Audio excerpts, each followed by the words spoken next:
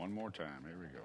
One, two, three. We're testing now. We got everything rebooted and trying to get it on. We there?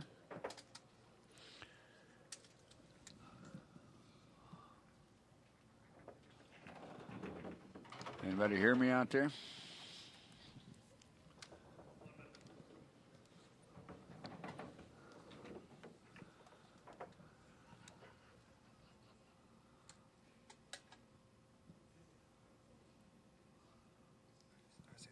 Okay, here we go. We're trying the sound on this, if everybody can hear us.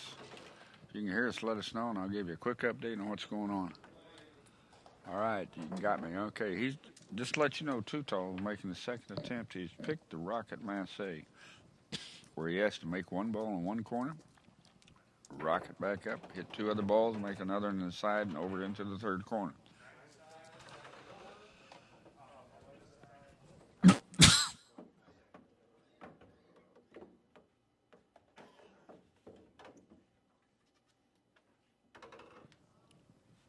And he's getting ready to shoot the shot right now. He hits it hard, smokes it over there. There it goes. Oh, and it missed the corner again. He didn't get it aligned properly. And this is one of his favorite shots that he shoots. He's now missed it twice. He's going to have to make it to have any chance here to continue on to the next round. While we're at it, you can see on the video that Steve has finished his warm-up, and now we got Tom Dr. Q Rossman shooting. I'll give you a little, Abe is laying up a shot. I'll give you a little bio on Steve Markle, better known as Triple C. Comes from Bethlehem, Pennsylvania. Steve is only 18 years old. He's been in this trick shot a few years. He's very, very good at his art. He's got his own website. It's called SteveMarcoPool.com. He has sponsors Poison Billiards and PNU Power Cues. He's achieved third place in the Trick Shot Mini. He's in the '09 Masters Sportsmanship Award, 8th place 2008 Comet Billiard Classic. Very talented and nice pool shooter. And of course, Tom Dr. Q Rossman is second in the world right now. He's been shooting for 25, 30 some years. He's very good at his art. He puts on constant shows around the world. Sponsored, I know, by APA is one of his sponsors. And I've had the privilege of knowing the man for quite a few years. Even had him come over to my house at one time after one of his tours. Got to know him real well. He's always teaching and shooting this art of trick shots. He is just one professional, great artistic pool player, and you get a chance to see him, be sure you get out and watch him. All right, looks like Tutal is getting ready for his third and last attempt. And he didn't get the cue ball or the stick up out of the road because it hit his stick, and he didn't execute the shot, and he missed it. I think that ends it.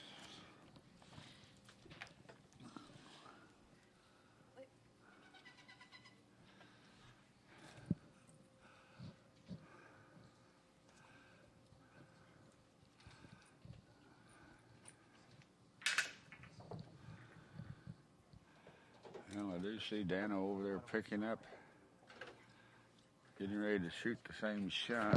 If he makes it, I'm pretty sure that would, if it hasn't already, would put it out of sight for him and end his first round into playoffs.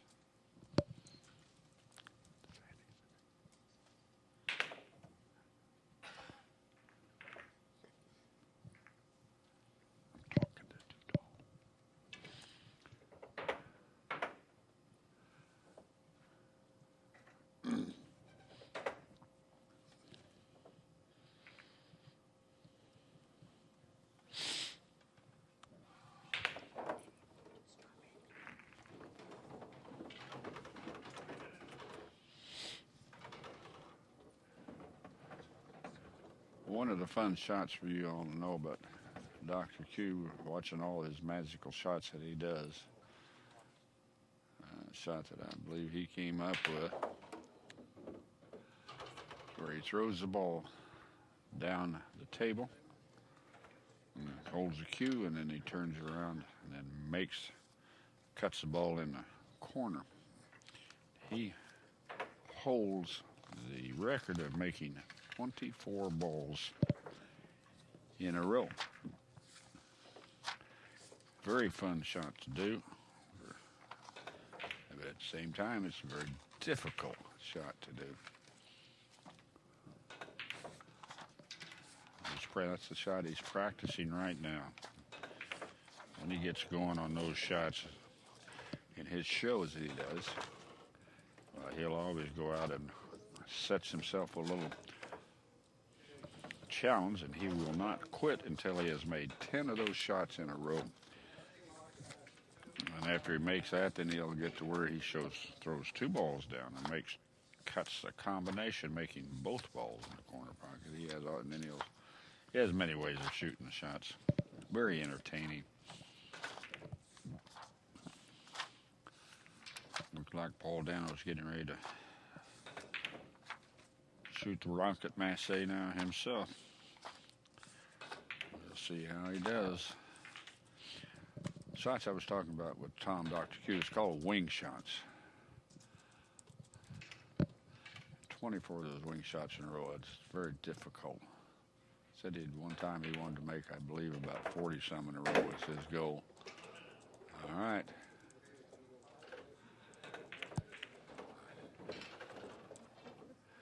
Dano missed his first attempt.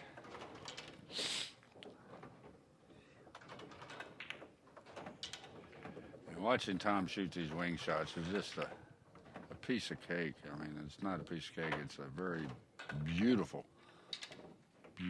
execution of perfection. You see, he's getting himself in a rhythm. He just keeps shooting the same shot in the same time frame to get himself in stroke.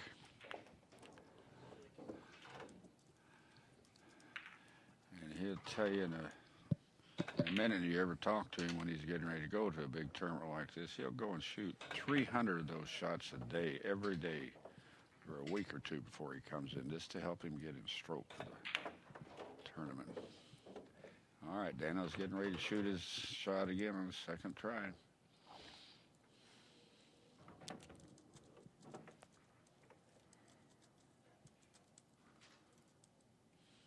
And he misses his second attempt.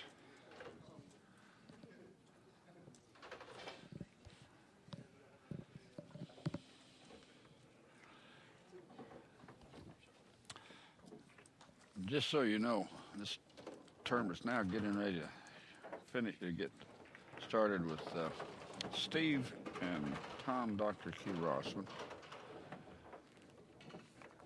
And the next round that the Mission Kid comes in to shoot tonight is supposed to take place around 7:30, depending on how long everything goes. What they're doing now, they're getting ready to lag, and whenever the lag chooses whether they like to go first or they want their opponent to go first. And most generally, they choose their opponent, so they give themselves an advantage when they get back to shoot down to the last shot if they're really close. Looks like Steve won the lag. And Steve's going to elect to go first. All right, here we go. Dano's shooting the third and final try on the Rocket Massé.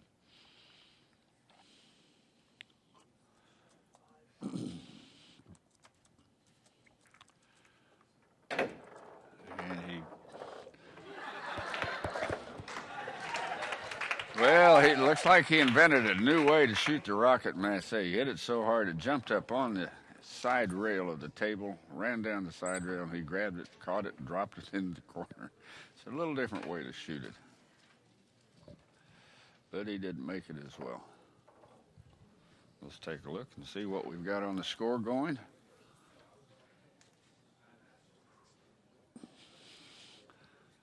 I believe it's 83 to 87, Dano.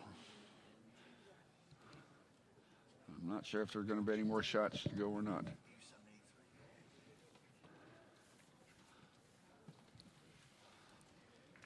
Looks like Steve is setting up his first attempt. 10-point shot. And this is a shot I enjoy shooting myself.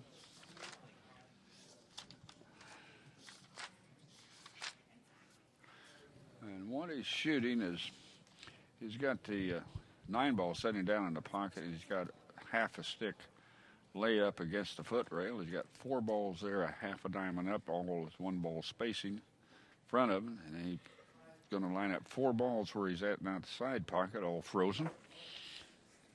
Put the rack down at the end of the table he will shoot from, and the cue ball, and he'll make 4 balls, 1 on each side, 1 in the corner, and the other banks in the opposite corner down where he'll place the rack, and then the cue ball is going to take, with forward momentum, go down and strike the stick at the end rail.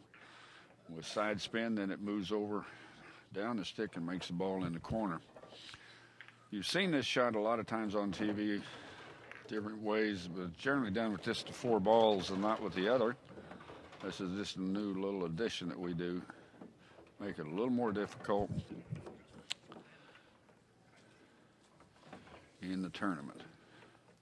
Looking over at the other table, Tutal has picked a very hard 9-ball speed shot, 10-pointer. Very difficult shot, very difficult. I watched him make it many times in practice, getting prepared to come here. All right, we got Steve getting ready to shoot now. Steve steps back.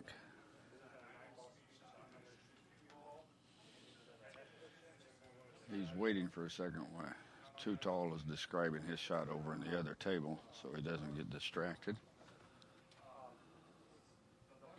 Here he goes.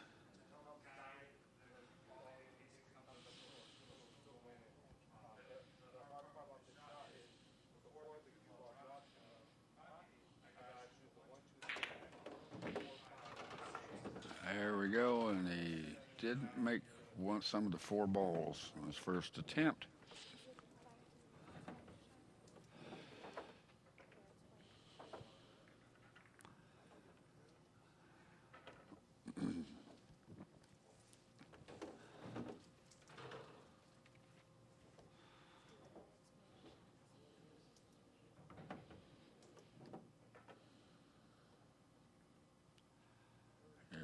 Tutal's he's in the middle of the shot now. He missed the first attempt. His cue ball got in the road and was hit by the 1 ball.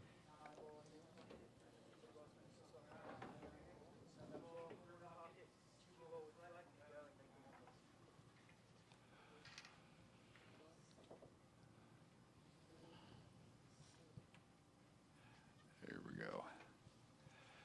Steve's getting ready to try his second attempt.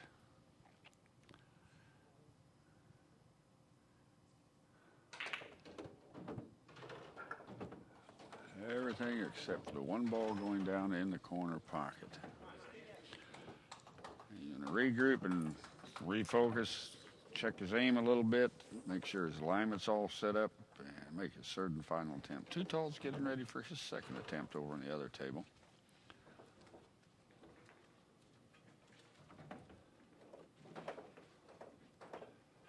He missed his second attempt. I think we get a little case of nerves over here for Tutal.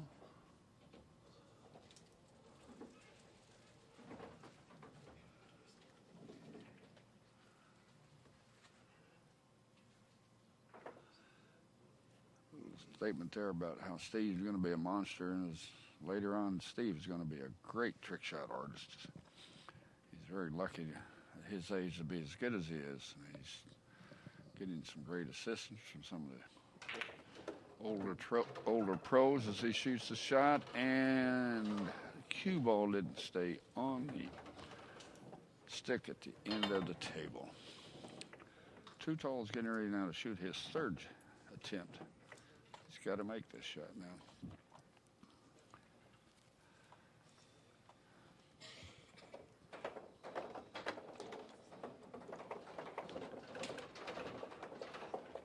And he executes it except for one ball. A 3-ball didn't go in the corner. It looked great, and that 1 3-ball, unbeknownst to everybody, didn't go. What an attempt that was.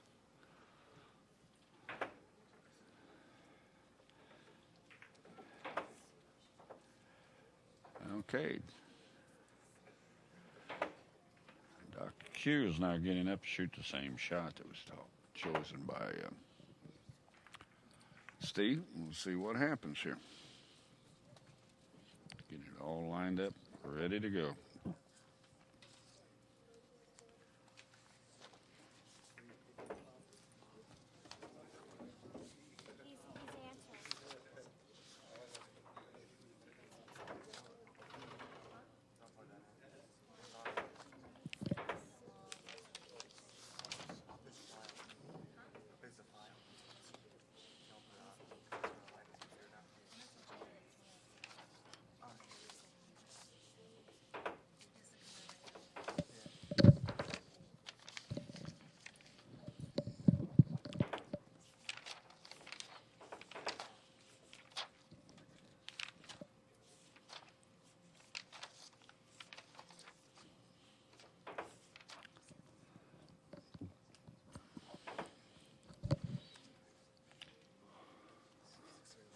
This shot is in our first discipline category.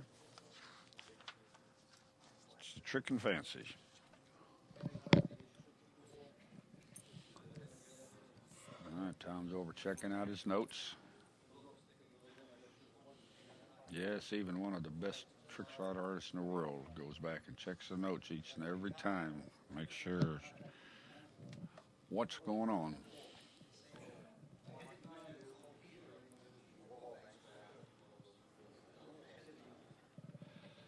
All right, here goes Tom, getting ready to make his first attempt.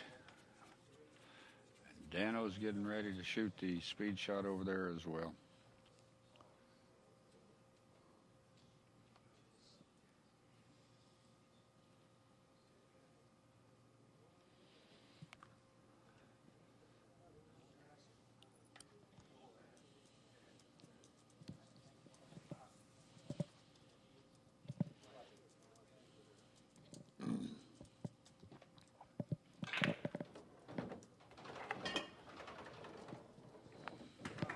Executed on the first attempt. And Tom leads now 10-0.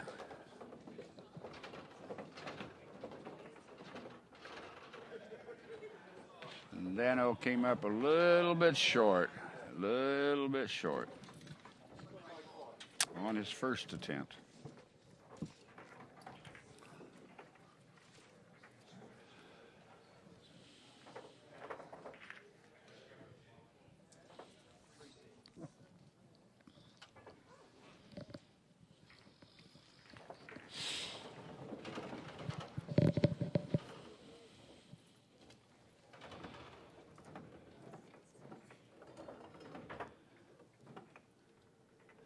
All right, Tom's getting his shot picked up, set up here. I want to let you know what it is as soon as we see.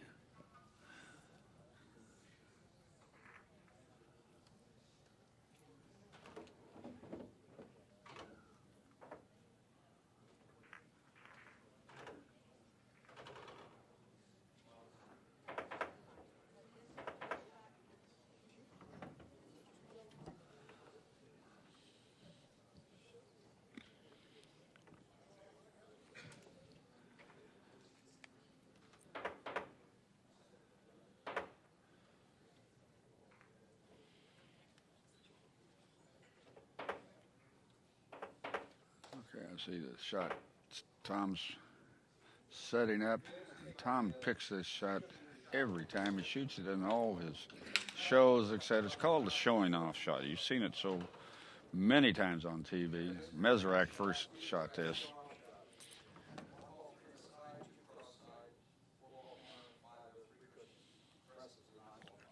Great Steve Meserak shot this shot in a TV commercial back in the 80s. Included 4 other balls 3 different shots that all built into one. It's a very nice looking shot.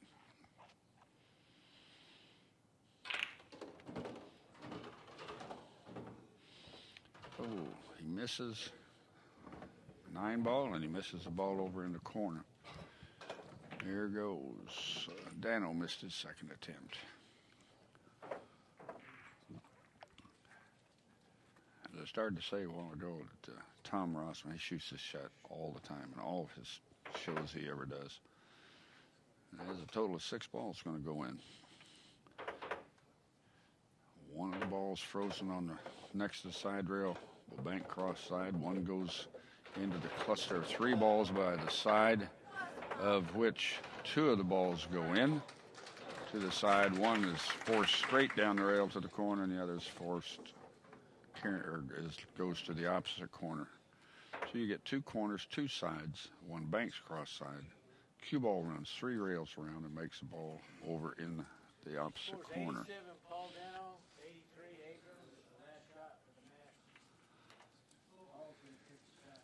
All right, over on the other table, they're down to the last shot. 87-83 Dano. Dano's going to have to execute the shot. All right, Tom missed a showing off shot again. Same ball missed on both tries. So Tom will go ahead and make a minor adjustment and cause that ball to go. Dano over here with a 3-point lead is going to have to make a shot that even if Too Tall completes on the first attempt, won't be able to catch him. And at this moment, Dano has a 4-point lead.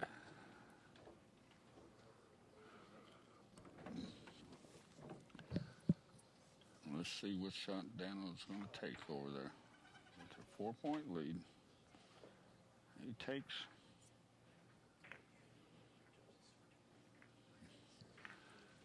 and shoots a shot worth 6 points. He will get 10. All right, looks like Tom got it on the 3rd try.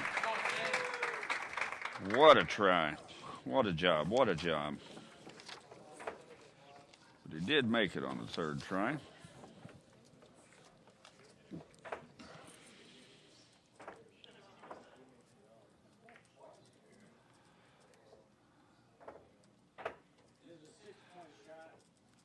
Now that gave Tom a total of 16. And Steve's going to set it up and try to execute the shot himself. See if he can catch up and get back into the running here. Dano's going to shoot a 6-point shot.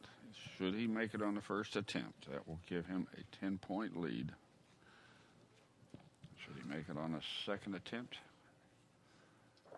that would give him a 9-point lead, and third attempt would give him an 8-point lead. All of which, any of these shots would win Dano the game. So in other words, what we're saying, looks like Dano just has to complete the shot, and then there's no chance for Abe to catch him. Now, if he fails it, then all Abe has to do is to make the shot in his first or second, and that way he could turn around and beat Dano.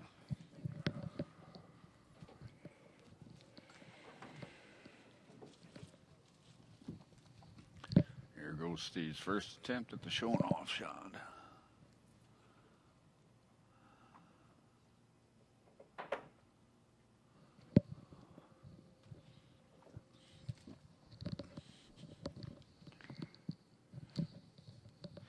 There's what I'm looking.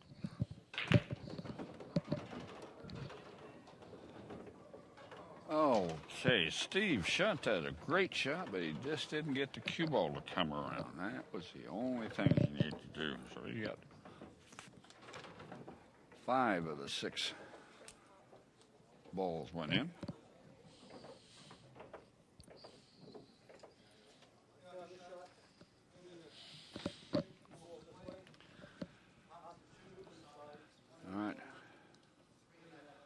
I think Dano missed his first attempt.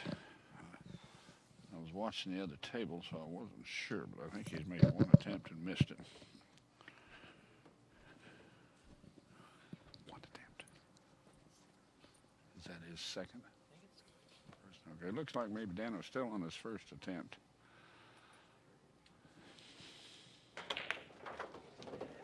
He makes the shot, which wins him the first round. Let's have a couple of great shooters over there.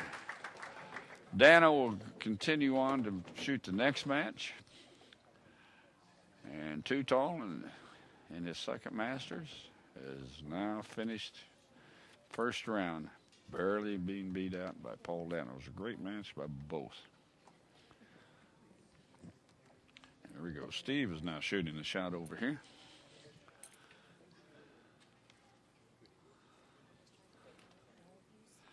Second attempt for Steve.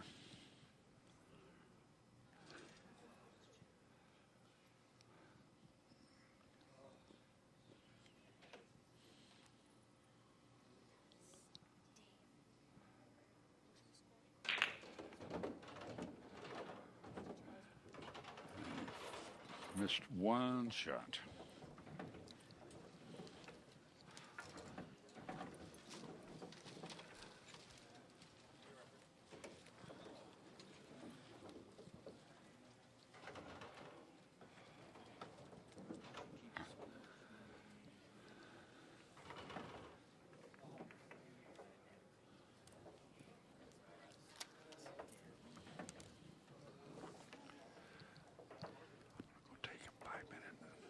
I'm going to take a 5-minute break, so I'll just tell them I will be back in 5 minutes. Okay, just to let you know, we're going to take not going to take a commercial break, but I'm going to take a 5-minute break, so go ahead and enjoy while Steve is getting ready to set up his third and final attempt at this shot. I'll be back in just about 5 minutes.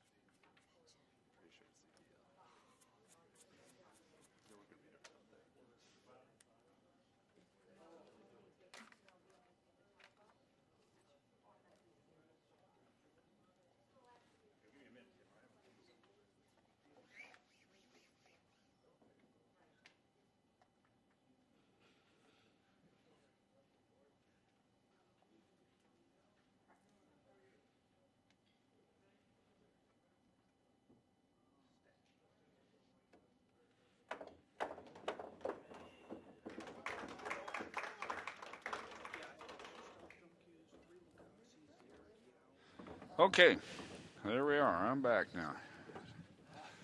Looks like Steve missed his third attempt at that. Tom got up here, set a shot up, and made it on his first attempt. Tom now has 22 points, I see. And we're going to see Steve Markle set up the shot. I'm going to have to take a look because I missed the shot that he picked. We'll take a second or two to, you've probably already seen what it is. Let's see if I can check it out and get a description of it here.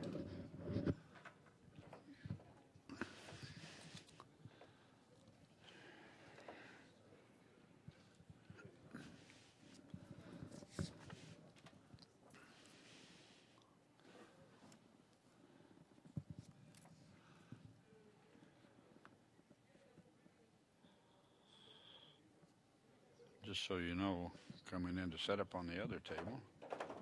Oh, I see what that shot is. All right, you have to just shoot one in, beat the ball in with the other three, and then Steve went ahead and scored and made that on his first attempt. And the score right now is Tom Rossman has 22 and Steve has 6. Coming up on the other table, getting ready to start their warm-up, and they'll soon be here, will be Tom Kinsel facing Dave Triple Jump Nagel.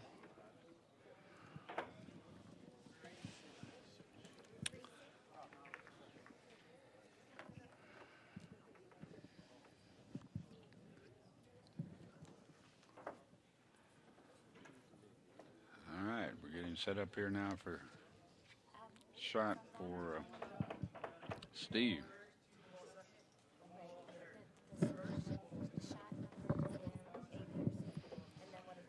Kind of similar to the shot that was just executed, only this goes long rail, and this one you shoot the last ball first, the second ball second, and the first ball last. You must make them in order.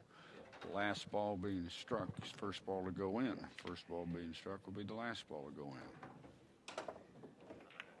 Oh, look at that. Ooh, nice try. Nice try.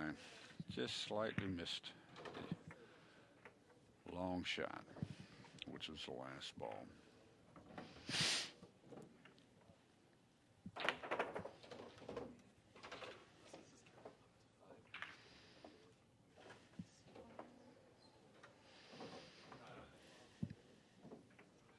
All right, Steve's getting ready to shoot a second shot now.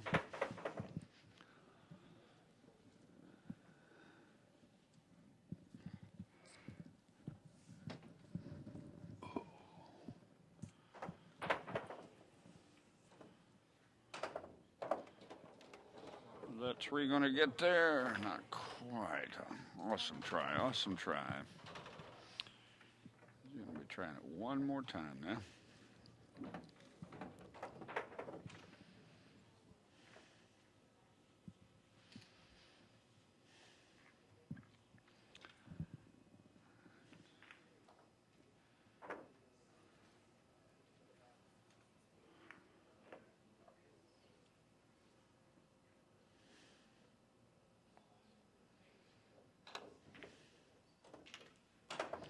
There we go. Oh, close, very close. What a try for Steve. What a try. Okay, current score at this time after the second shot is still 22-6, favor of Tom Dr. Q. Rossman.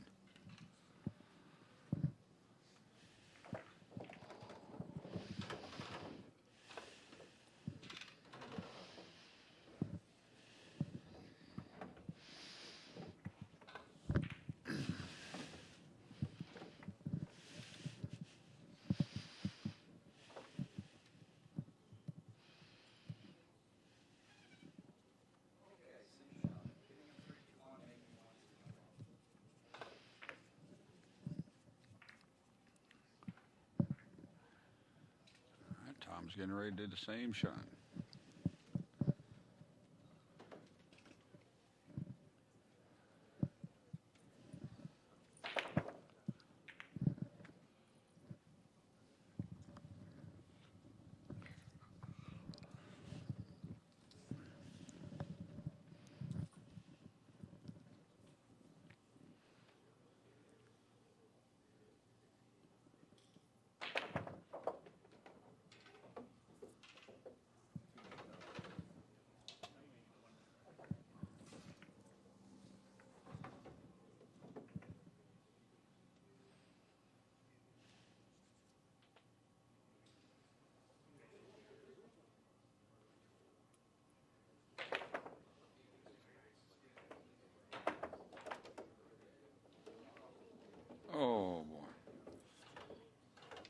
2 didn't quite get there. It caught the lip going in.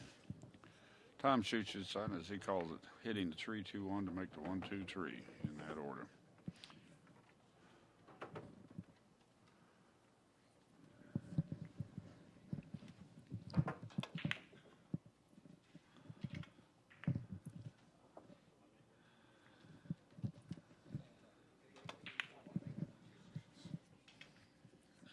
Again.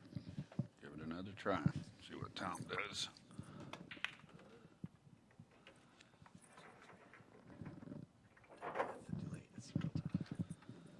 I'm just reading this. Okay, here we go. There goes the 3, the 2, and then the 1. Oh, the 1 hit 2 going down. That's a difficult angle to be shooting, just so you know. When you try and practice this shot on a table, you spot the 3, the 2, and the 1 on each diamond across the foot rail. And the most difficult part is the stroke speed that you shoot each ball. Shooting that first ball rather slowly, next ball just a little faster. It'll pass at about mid-table, and the third one has to be really shot hard to pass everything and get in that pocket. Same time, it has to be shot soon enough so it doesn't collide with that 2-ball egg, but becomes part of the problem. There we go. Tom's getting ready again. And he just was off on that, and he failed to make that shot. It was a certain last attempt. No scoring. Okay. Steve coming up is going to be making another choice.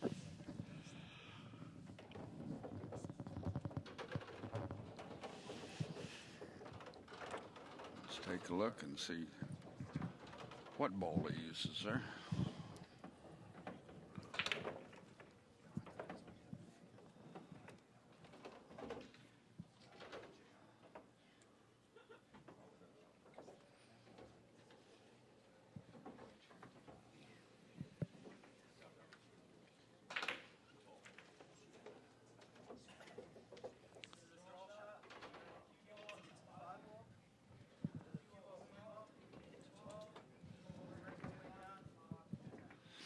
It's called a zigzag shot. This is a zigzag draw shot. Hits the ball directly in front, it slides over to the ball over by the side pocket, which must be made, then it draws back and makes the ball back in the corner. Very difficult shot. And just barely missed the side pocket.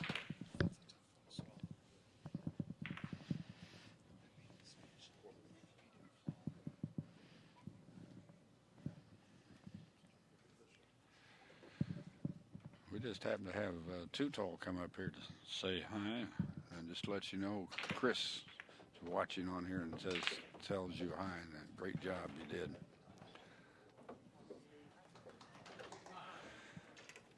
All right, Steve missed that shot as well. It's going to be coming up.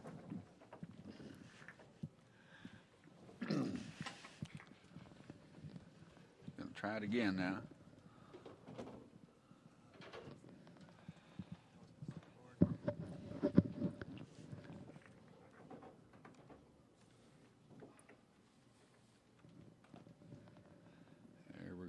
His attempt again, see if he can get it.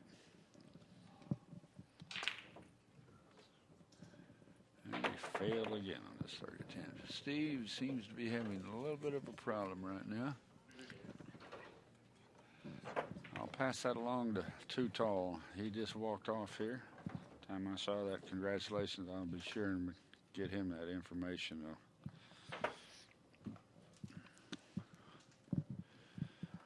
Enjoy shooting and practicing with Too Tall basically on a daily basis back in San Diego. Again, as I said, we both live within about 10 minutes of each other. And he'll come over and we'll practice 3 or 4 hours daily. I have a Crown 4, that 9-footer that we practice on. It's a professional table unacquired. Practice on the 860 Simonis cloth.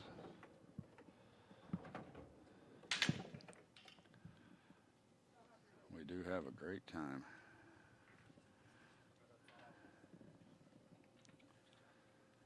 Okay, here comes Tom. Let's see what shot Tom's going to pick. He's going to be shooting the same shot, it looks like.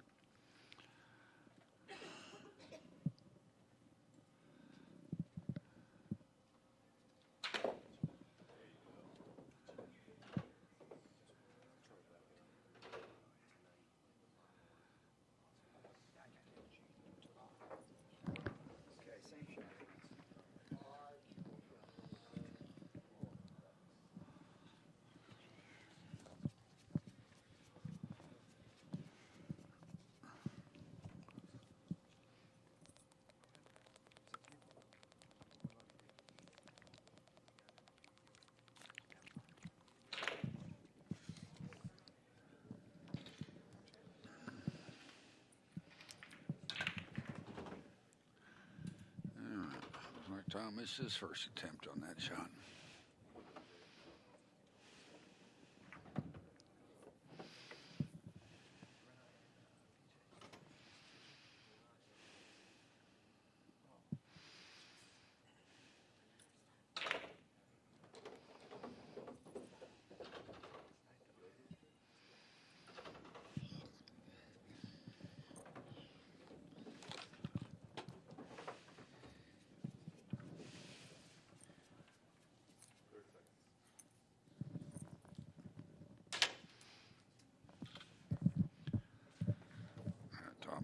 Another attempt.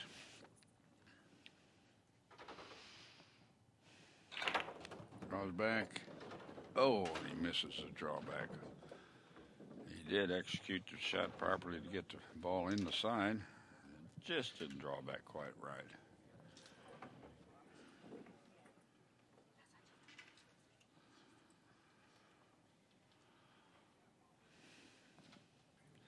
All right. Tom's going to refocus on his third attempt now.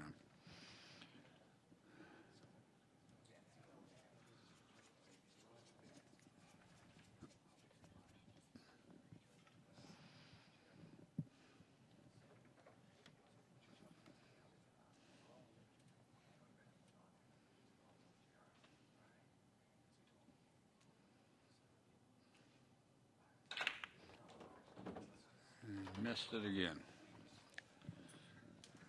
Okay, here we go. Score now, after 3 rounds, is 22 Dr. Q and 6 for Triple C. Looks like it's Tom's choice now to pick a shot. Let's see what shot Tom's going to come up with.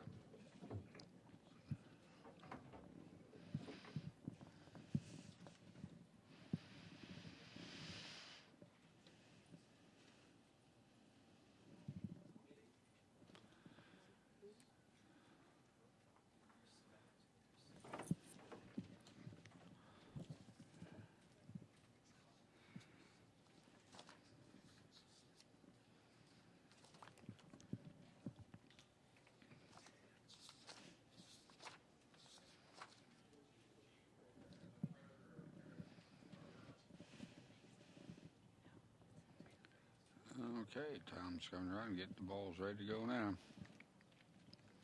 We'll see what he's getting.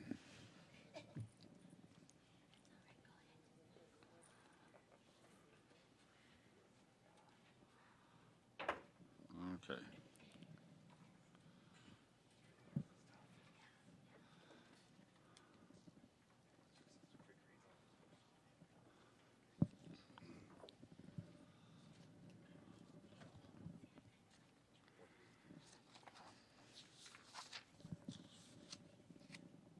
This is in the draw category. It's going to be a trap shot.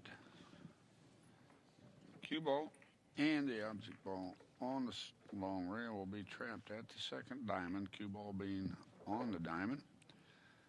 And you have 2 balls frozen together, 1 diamond past the center of the table, and a ball hanging in the corner.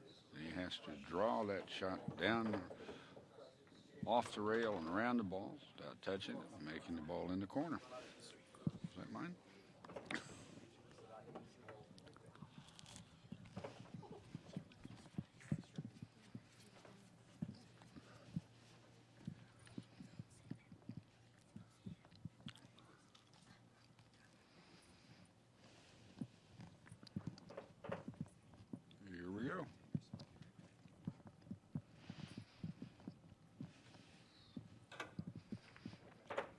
Tom just barely strikes the ball as he clears that shot.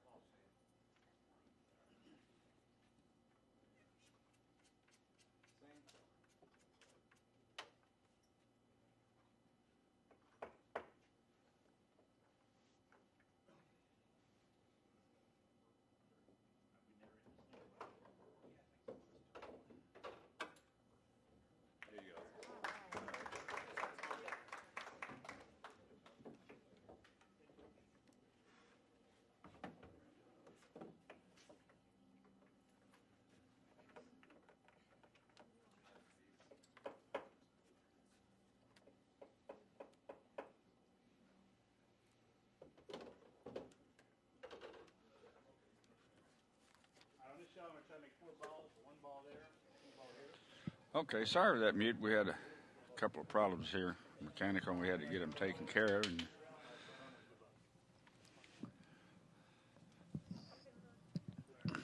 looks like Tom, in the process, went ahead and made that shot. Now he's up to 26. Steve is now going to try the trap draw. Tries the first time, he misses the ball, doesn't get quite enough draw out of it. Steve's going to take regroup here, do a little bit of changing, adjusting his stance, his stroke slightly, to make sure he does all the proper techniques. And he over-adjusted slightly and got a little too much draw. All right, so let's see if we can get up here and hit it right in between now.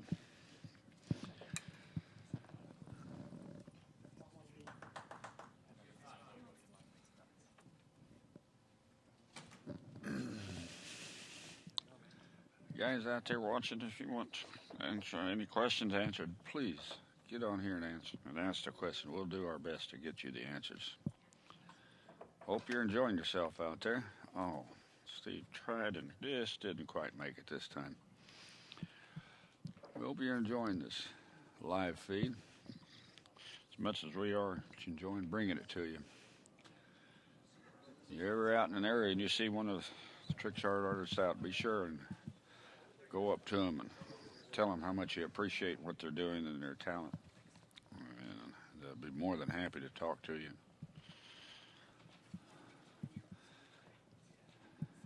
There's always a little bit of ham in all of our artistic pool players. We enjoy showing off. And we sure and definitely enjoy the crowd that's watching the shots that we try to execute.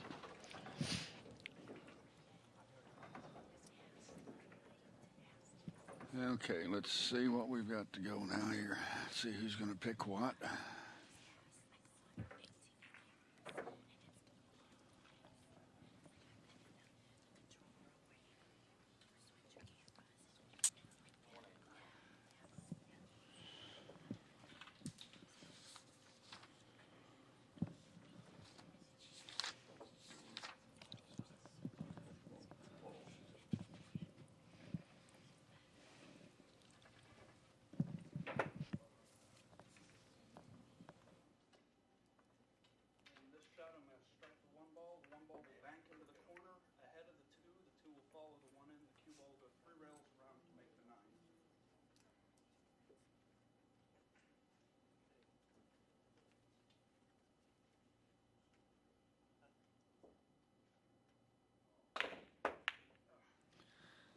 Okay, we're back here.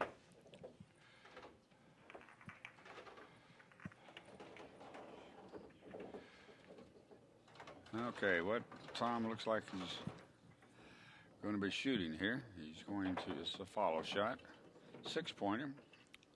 Tom's going to make the shot, shoot the 8 ball there by the side pocket, make it in the side, and then it must strike the rail on the same side as the cue ball, bounce off, and then head on down and make the ball in the corner.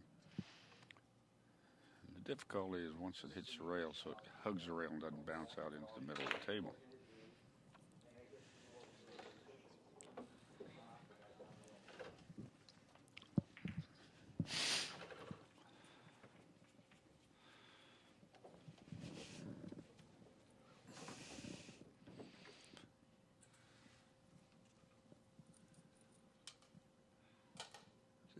Someone's want to know where they can get the. Let's see. All right, he almost made it. Someone asked a question out there where they can get the new shot program.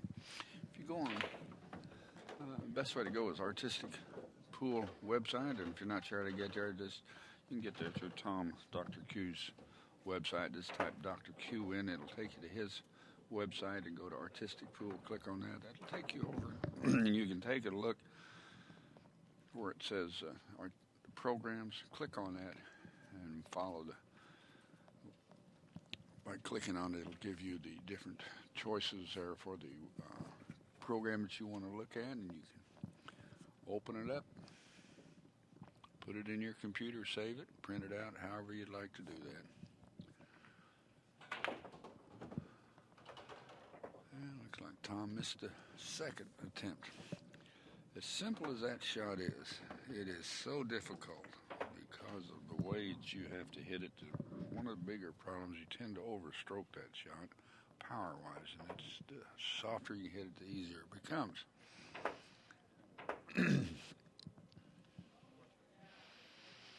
When you're over there looking at the artistic programs that we have more than one, and each one of them has their different types of shots. This particular program has 120 shots that we use 40 shots out of when we shoot.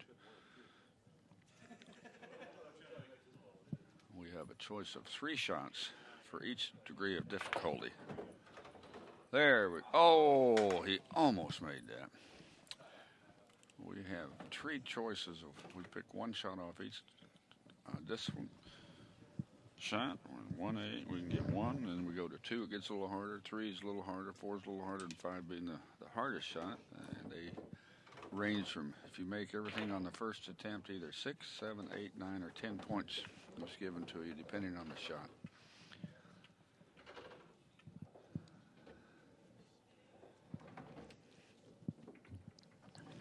All right, let's see if Steve gets back into the game here. He's going to need to start making some of these points here shortly.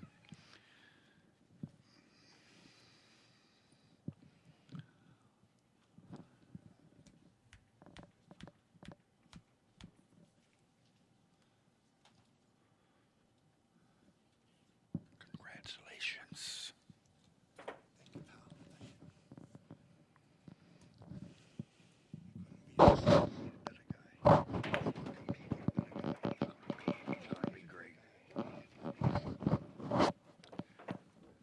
Quick congratulations here I gave to Paul Danos. He came by and he had a lot of high praise to say about his competitor, Too Tall.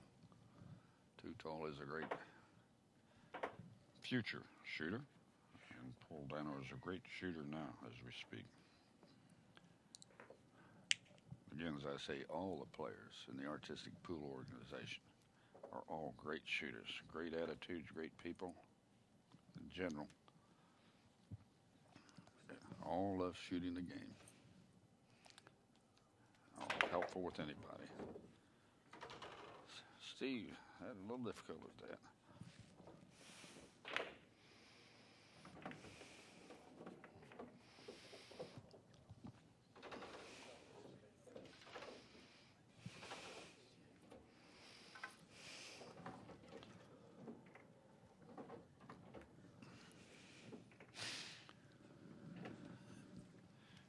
Here goes Steve again, trying his third shot, or his third try, rather.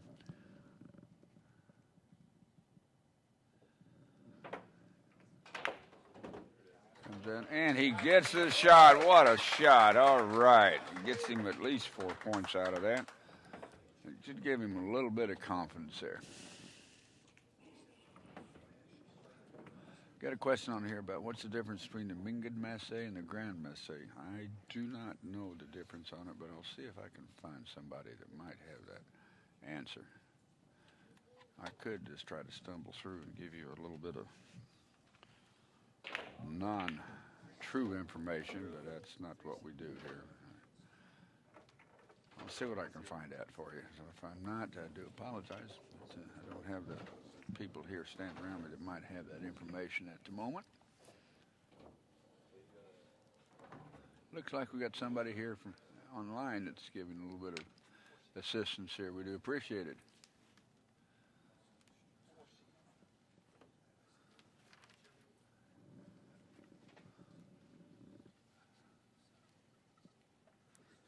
Right.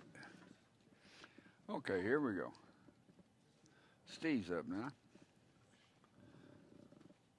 He's got a choice of shots here. Let's see. He looks like he's shooting the zigzag follow. It's just the opposite.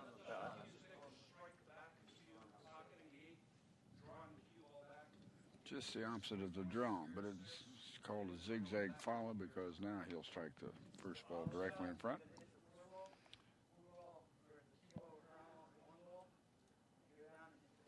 When he hits that ball in front, then it caroms over, hits the ball, must make the ball on the side, and then it follows on down to the corner.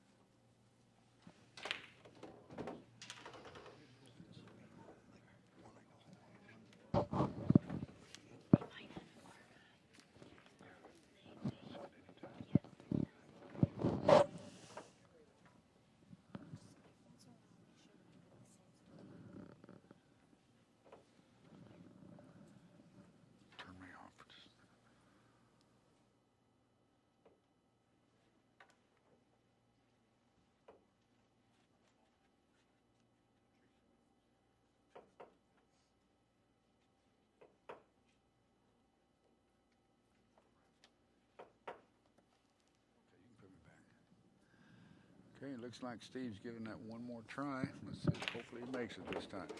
And he got it there, all right. Yeah, it looks like Steve's starting to get a little bit of his confidence back. He may have lost a little bit of it earlier. He's starting to come back now, and that's what he needs to do. Start making some of these shots here and getting some points. Get back into the game. It looks like they're getting ready to start over on the other pocket now, too.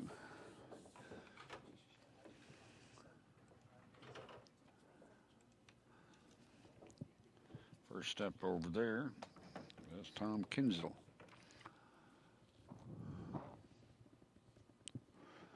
And he's shooting the karate chop shot over there. The karate shot is cue sticks laid across basically the center of the pocket, or center of the table. And then you lay the stick underneath it, put a ball down inside the second diamond. The cue ball must be at least inside that second diamond. Another ball can be anywhere you want, as close to it or as far away from it as you want.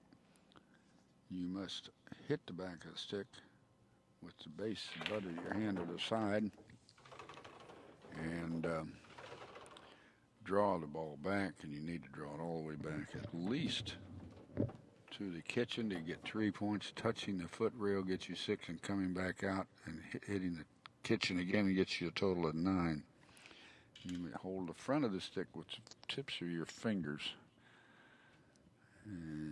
so you don't jump the table with it. It's a very difficult shot to shoot because you have to shoot under the rake, holding it with just the fingers, and then hitting it from behind with the palm or the side of your hand. That's why they call it a karate chop. It kind of looks like a karate chop that you're throwing.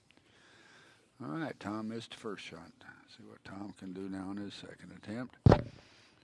Here we go.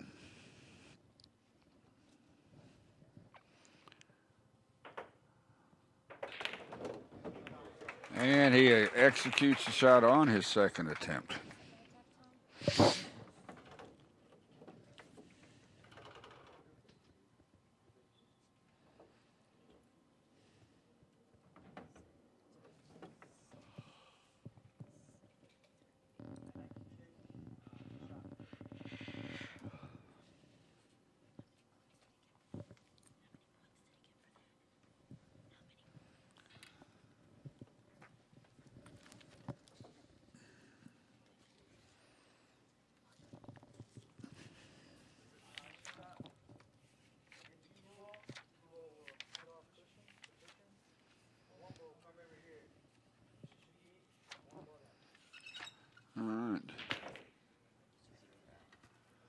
Okay, just 1 minute. I'll let you know what the score is.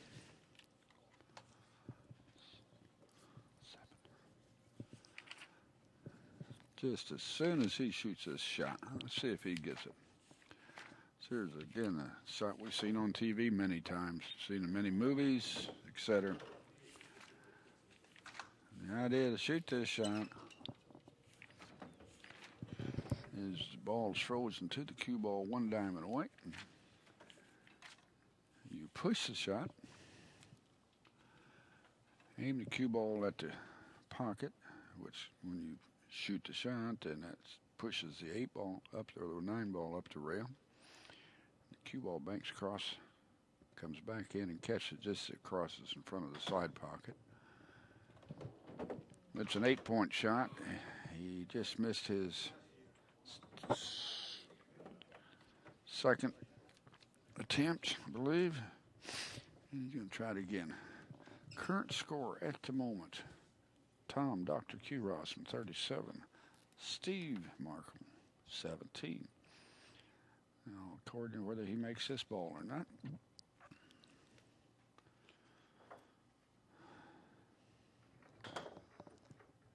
Oh, he hit it and trapped it.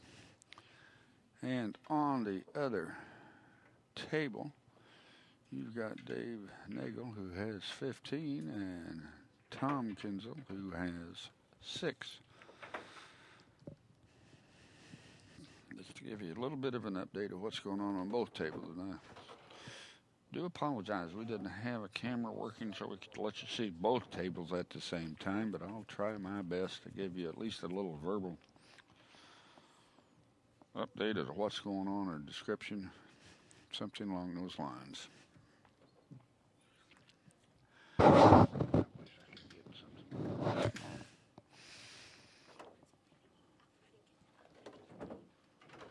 That's okay.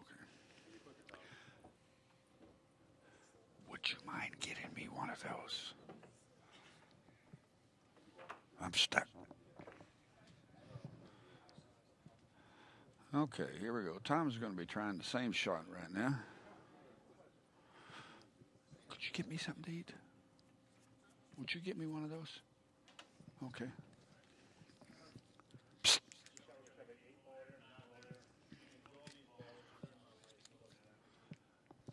Yeah, let's try those.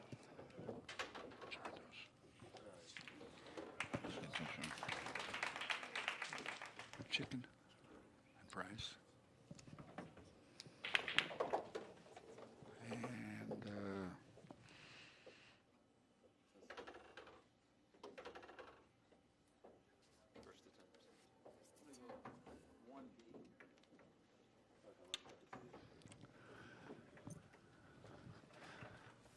Okay, Tom made that shot. He now leads 43-17.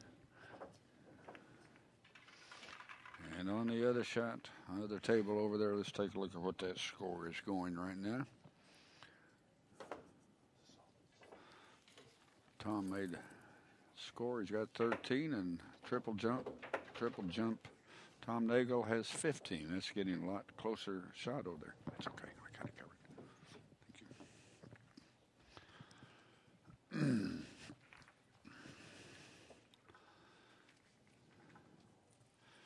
We kind of hope Steve starts making a few shots here so he can give Tom a little bit more competitiveness, because Steve is a great shooter.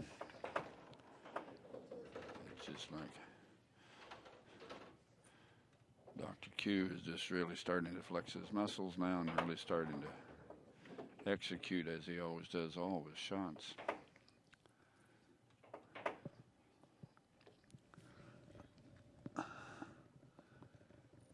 Well, the next amateur trick shot, Tom is going to be, they put on 4 different qualifiers, one of which is going to be at the APA Nationals in August. There's some BCA and ATA, I believe, or something like that. He has a total of 4. You need to visit Tom's website, and it'll give you a list of the date and time. He has them already posted. And then I believe Tom's going to be putting on sometime around December another Q Cup that includes amateurs and professionals. What these type of trick shot shows or tournaments do is you get in at the lower level with a little different shots, some of the same shots, maybe a little easier, maybe a little tougher. Get an idea of what's going on where you can learn and progress, and if you can win some of them, you get some free entrance money to the cups that Tom puts on, and that gets you in turn playing with the pros. And then you can go ahead and enter these particular tournaments too. You can shoot in the world. If they have openings for you, you get a chance to shoot in the Masters, and you get we're trying to work on getting an open setup if we can back in San Diego. We still not sure if we're going to be able to get that off or not. It'd be a great time if we can. So we'll be seeing what's going on. I hope that gives you a little bit of an information person would want to know where and when. Okay.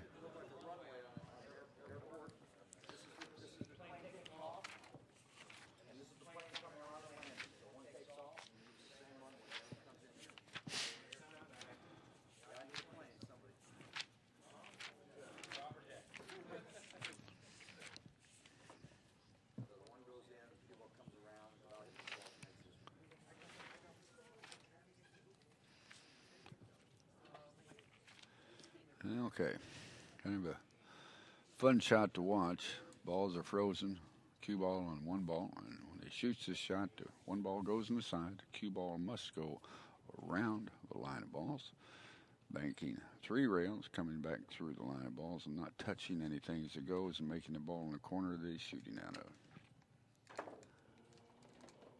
There it comes. Oh, he had a crash on the...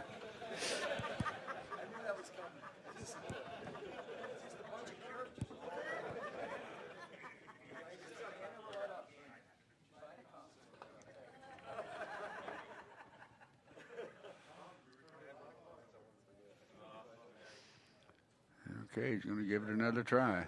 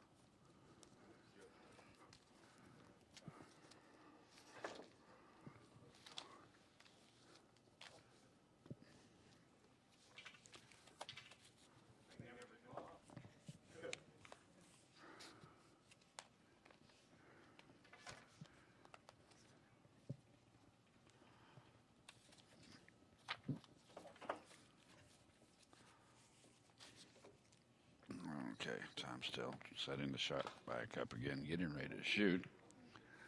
Let's see what it is. More than happy to give you that information. You bet. I said thanks out there. We're more than happy. Just to let you know, that's how I got into this too. Got in through the amateurs competition, was able to compete. Didn't win, but made a high enough place, and I got some money towards my entrance fee at one of Tom's Cup Classics.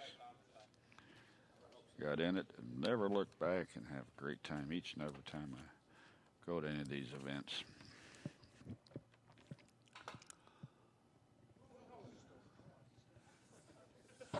Okay, here we go again.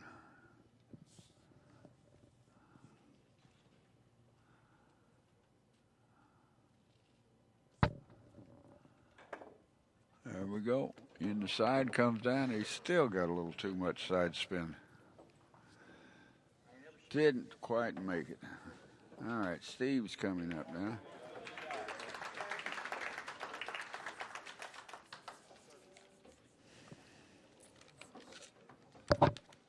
Okay.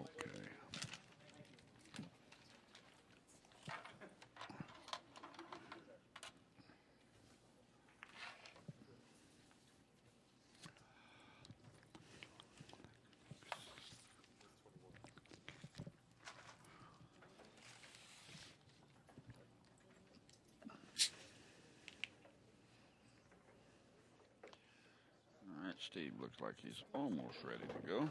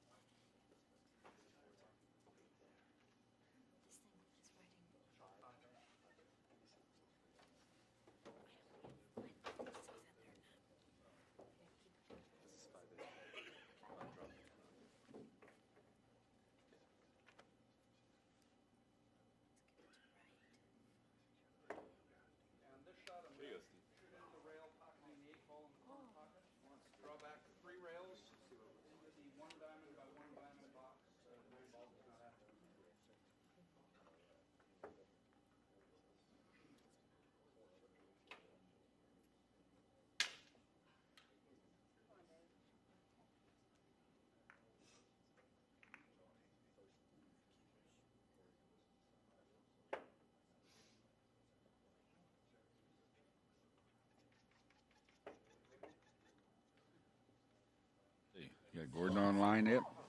Looks like it. Okay, Gordon, how you doing today? I'm pretty good. How about you? All right. You enjoy the tournament? Well, since I didn't make it so far. Well, that's why you and I are sitting over here. I guess so. Steve. Oh, Steve. I'm going to turn this over to let Steve do a little bit of commentating here. I'm getting prepared to kind of grab a little snack here. How can Steve do the commentary? He's one shooting. I'm sorry. Let me try the woof. Yeah, there you Gordon, go. There we go. Hello, everybody. This is Gordon Hedges. Just giving Coach a little break here. Hope everybody's enjoying this tournament so far. Boy, they sure are. We're getting a lot of commentary, and everybody's paying real close attention to what's going on. What I've been able to do, Gordon, too, to let you know, to look around and give them a little update on we give them a radio, TV commentary on the table they can't see, so to speak. So yeah, I was listening. What's going on if we can, and give them who's shooting what when we're able to do that. They can keep track of two tables, even though they only see one.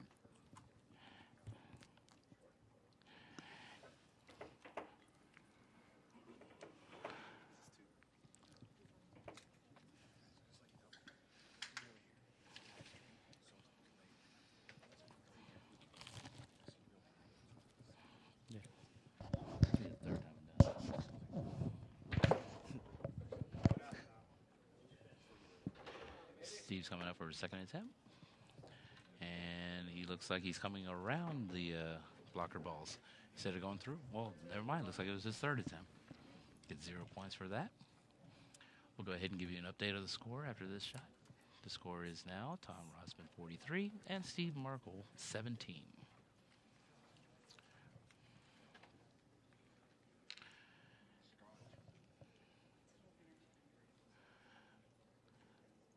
Hey, Coach, did Tom start off this draw discipline, or did Steve? Steve elected to go first. Okay, so next is the follow discipline. As the players sit down and figure out what shots they're going to be picking.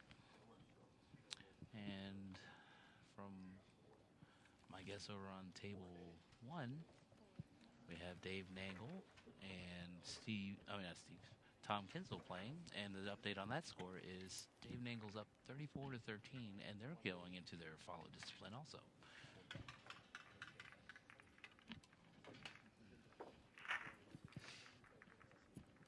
Yeah, I was listening in earlier during the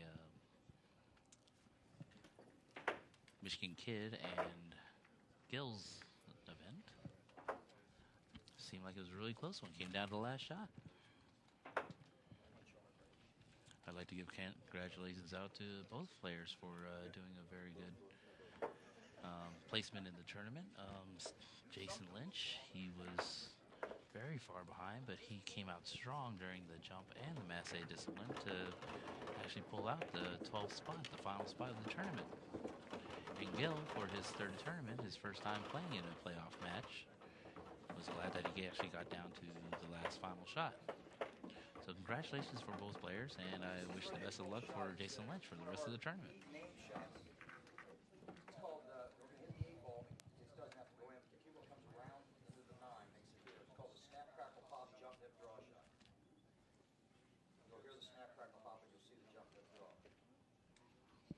Well, just to let you guys know, it's obvious that I don't know what disciplines I'm working on right now. The last discipline that Tom and Steve were working on was the kick bank. Right now, they're into the stroke discipline.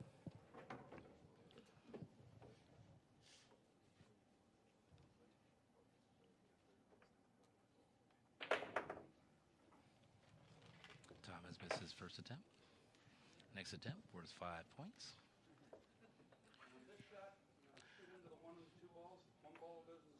Hello, Super Stroke. Three goes down the rail into the corner. Cue ball swings through the gap without hitting any of the balls in front of the four ball. Good shot, Tom Rosman. That shot is worth 5 points, bringing his total up to 48. Now we got our left-hander shooting in the tournament. I remember when Steve came out about 2 years ago for my first tournament, and he was a spectator in all our players, and then he actually competed in our tournament last year, and for his, and I congratulate him for his great placement in the tournament on his second attempt. This kid is really going to be moving up in the trick shot world soon.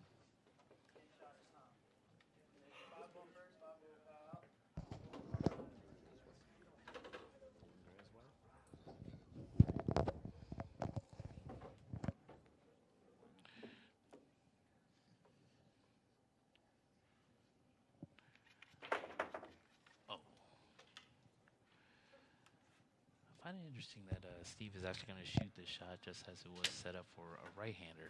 A lot of these shots, they can shoot a mirror image of the shot. Doesn't really have to be the way that it is set up in the book. They can do a mirror image of the shot as long as it meets the specifics of what is needed for the shot. Second attempt coming up. Oh. Even though this is one of the easier shots in the discipline, it is really not that easy, well, especially for me. I can't seem to get the layout of the balls correctly. What you want to do is you want to jump out and not hit the object ball that you are going to pocket, but you want to draw back right into it and corral it into the corner pocket. And his problem with that was that he nicked the object ball, pushing it away that it was unable to go in. So 3 attempts, 0 points. Steve's going to come up for his stroke shot.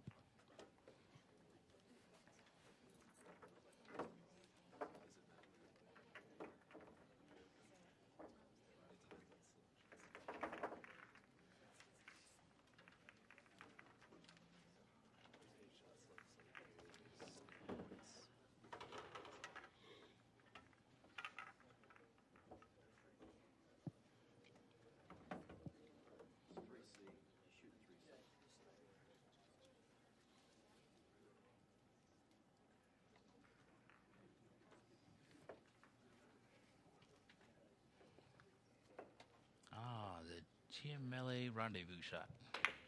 I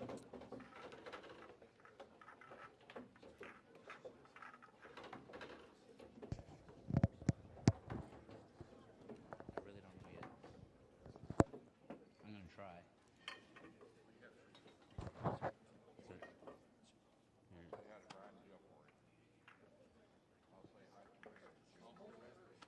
So you're out of here?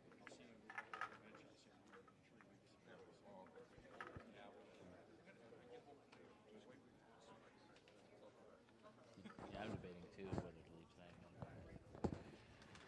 But yeah, I'm going to try to make it to the shooter's turn.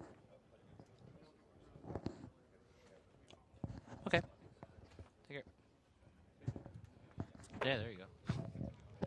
Sorry, everybody, for listening in on that conversation. I just got interrupted by Bruce Bartlett talking about an upcoming tournament that we'll be doing, an Ultimate Trick Shot mini tournament over at Shooters in Southington, Connecticut. Some of the top players on the Eastern Coast, or any other players that are able to make it, will be able to go and play in this tournament. It's a trick shot tournament. It's no standings or anything. If you're interested, you can check us out at ultimatetrickshottour.com.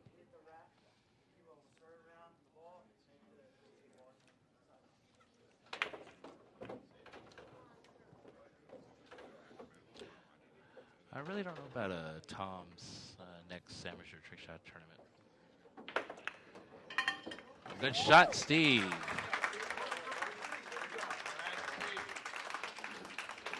If memory corrects me, that shot is worth 9 points. We should put his total up to 26. Let's just make sure that I'm correct. If my voice seems to be turning down a bit, it's because I'm trying to make sure the players don't hear me too much. Oh yeah, your voice just carries, so does mine. What can we say? We're trick shot artists. That was the one thing that really upset me about this tournament, was that we weren't able to do any announcing throughout the tournament. It was just so quiet. Never mind, it was an 8-point shot. His total is 25. Nope, not 5, 25, 25. There you go. That was a 508-point shot.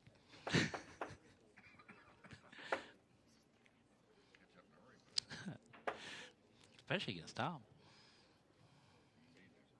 This shot was invented by Sebastian Giamele. Okay, guess who's back? Nom, nom, nom, nom, Nom, nom. nom, nom, nom, as I was eating my dinner here. Well, welcome back. Now, you're going to have to listen to both of us.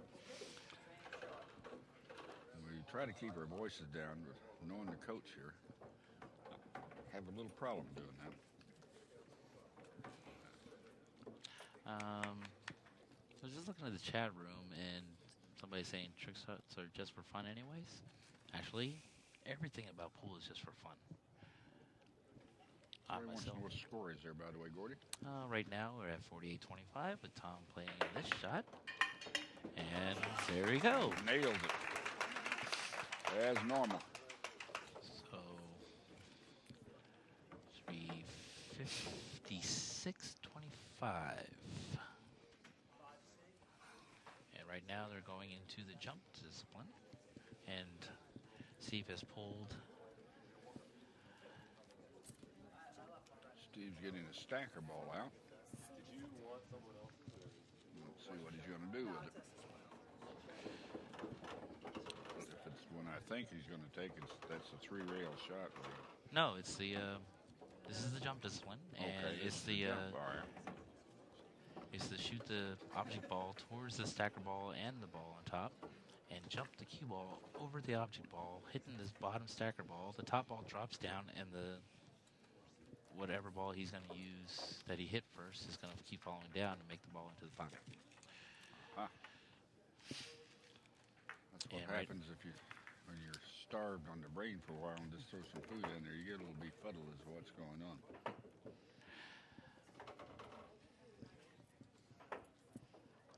You know befuddled? Nope. You don't know befuddled? I know how it is to be befuddled, but I don't know how that terminology came about. Sorry, sir, I haven't been around as you. That's why I'm getting people here at this tournament enjoying it.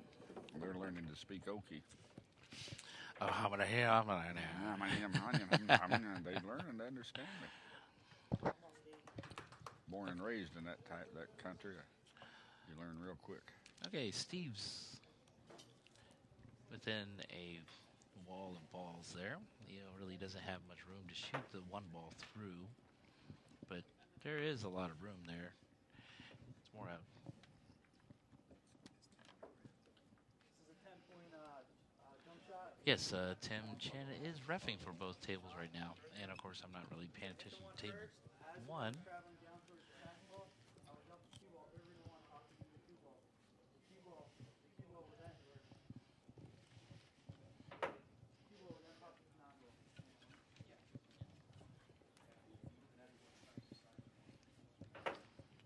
Little update on the score on table 1. Dave Nagel is ahead, 41-13 over Tom Kinsel.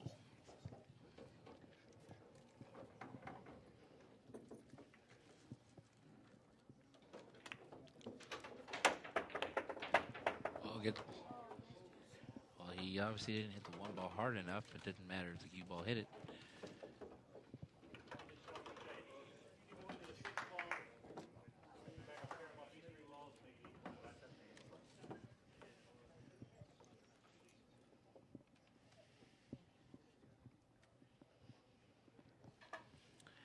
Second attempt, worth 9 points. This is actually one of my favorite shots out of this discipline. This one here. This one here. This one gives me a hard time. I find it a lot easier than the jump it and beat it shot. The one I picked out of this was the beat it to the pocket. I've come to like that shot also, but I've been practicing this shot for a long time. I'd rather stick with this one. And unfortunately, I missed all 3 attempts. Oh, he landed right on the one ball. Injured a player off to the side. It's okay. They're not playing in this tournament anyhow. Those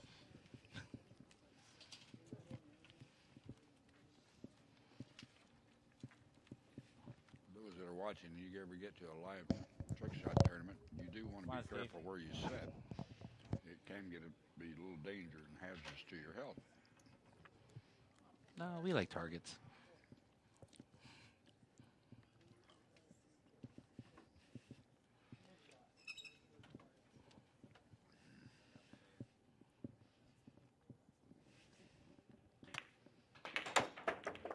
Oh, he knocked the object ball off the stacker ball.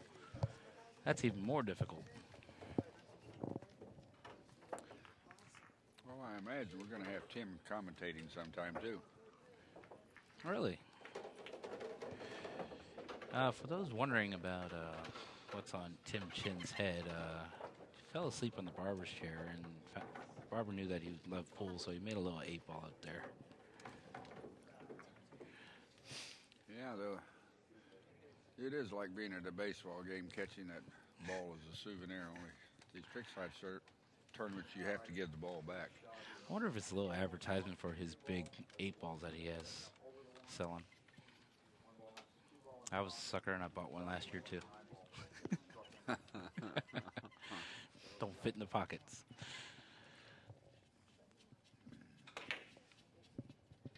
No, but that's a really cool idea he did with that. And if anybody's interested, Tim Chin has a really good website to with a lot of these shots and other trick shots. If you're interested on doing a few trick shots to show off to your friends or just for fun. There we go. If that ball, just No, ran out he of didn't hit it gas. hard enough. There we go. Good job, Tom. It's a new one. We're 0 points.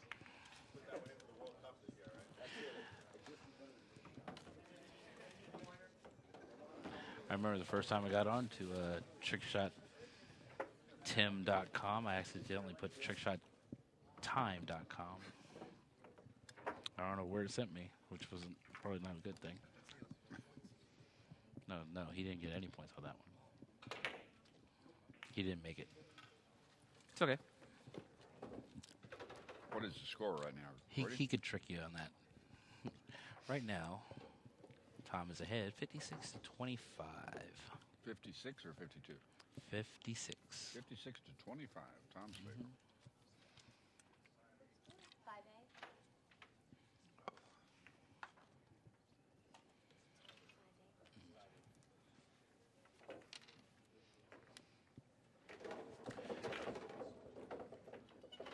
On table 1, the score is still 41 to 13. Advantage Dave Nangle over Tom Kinsel.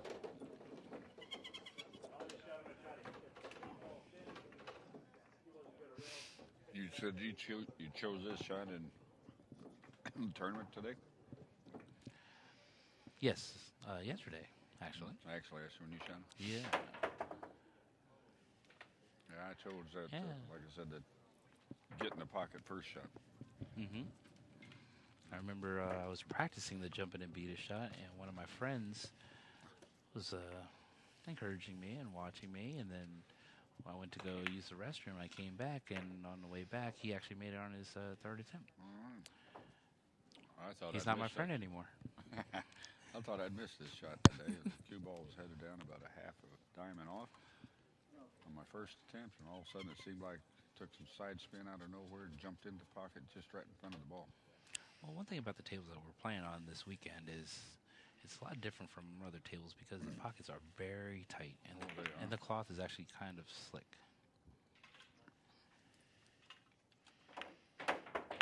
Oh.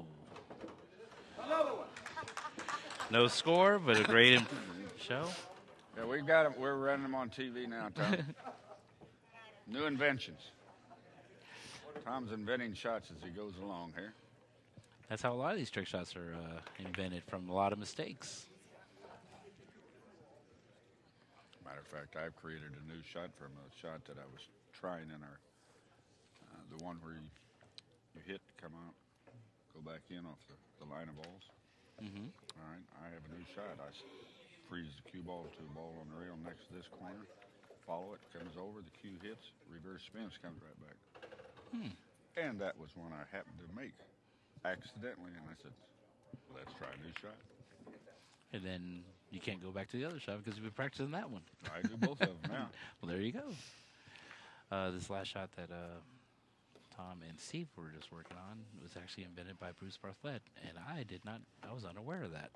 Who invented that? Bruce Bartlett. Oh, yeah. It is a 10-point shot because it is very difficult to make sure that you hit the blocker ball. I mean, not the blocker, but the stacker ball, and make sure the ball drops straight down. Sometimes you would hit the stacker ball with the cue ball and still make the other ball. Looks like Tom is pulling out for the jump discipline. One-handed jacked up shot over the blocking balls. He's going to jump the cue ball over the blocking balls to pocket the 8-ball in the corner pocket. Jacked up, one-handed. This shot is worth 7 points. If he makes this, it'd be very close. I think he's gonna. This might be the shot to finish the tournament. If not, maybe the one after that. So everybody out there having a good time watching the live video on these shots right now? Good shot, Tom. All right, Tom makes For that 7 nice points. shot.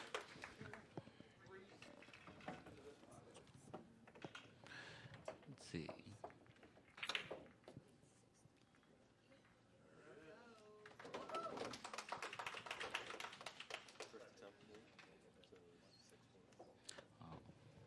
Yeah, I learned a few things from Tim's website also. Yeah, glad to hear you guys are loving the show out there. We're loving talking to you. And Yeah, my annoying Watching. voice. now we got somebody else on here that you can talk to once in a while besides listening to my voice all the time. Good shot, There we Steve. go. Great shot by Steve. It's really hard to choose a favorite because all trick shot artists, they all support each other. This is one of the few sports that I've ever seen, and I learned this right up front, that right in the middle of practice, getting ready to compete with each other, you're having difficulty with the shot, and you ask your opponent if he's got any ideas, and they'll actually come over and help you, and they're going to be competing against you with the same shot.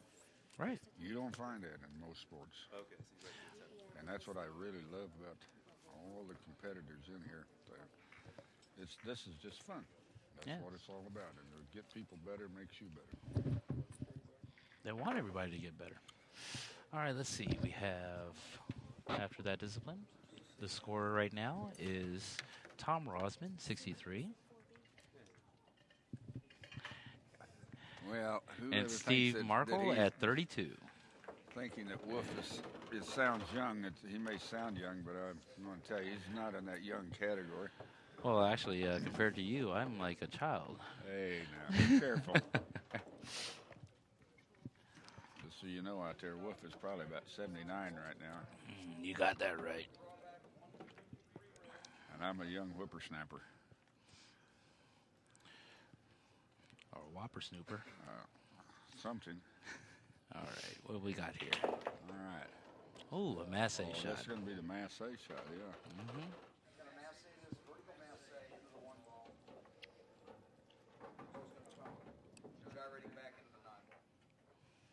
7 points. If memory corrects.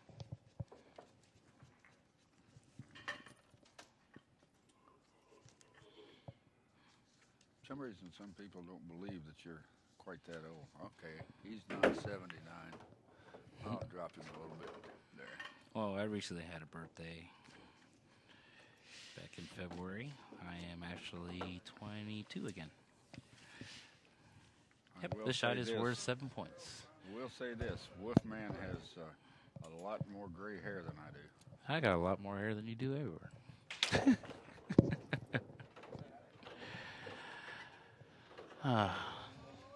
Second attempt for Tom Rosman. It's worth 6 points. Dave has made his stroke shot on table 1. Waiting for the updated scores.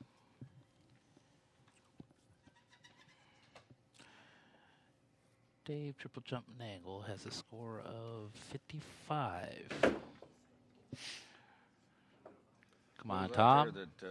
Those out there that don't know where Dave got his nickname of Triple Jump, when you first enter a contest in any trick shot competition, it's required that you get or choose or pick a nickname. Well, Dave didn't have one, so he just went by Dave, no name Nagel. And then he Actually, no, that's not the way it was. Wasn't it? No, it's actually, they post, like, I think the 2007 Masters Tournament on the scoreboard. Everybody had a nickname except for Dave Nangle. So Andy Siegel wrote TBD, to be determined. Well, for about 2-3 years, Dave has used that as his nickname, TBD.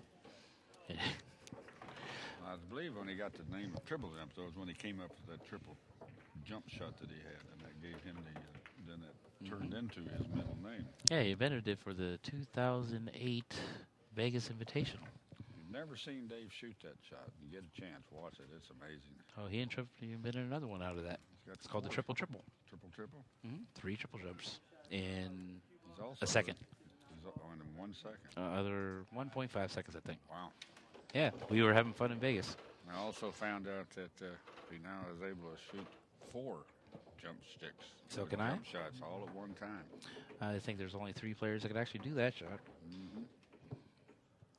Me being one of them. I was the first one to do it in a tournament.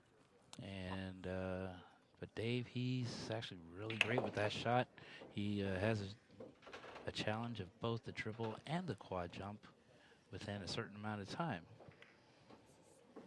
The third person to actually do that shot, of course, is Andy Siegel. You can't really trick that guy. That's why he's the #1 player in the world. I don't think that they'll ever get to 5 jump shot sticks at one time, but you never know. There may be someone coming up that they got a large enough hand or know how to hold the sticks properly. You never say never in this business. He's working on it. Figure it out. Second attempt coming up. Nice shot, Steve. Shot is worth 6 points. He needed those points to catch up. All right. Riding the rails. All right, after that shot, Tom Rosman is ahead 63, and Steve Markle has caught up a bit with 6 points, be 38 points. So 63 to 38. He's starting to sneak up on Tom slightly. Yes. Let's see what his Massé shot's going to be.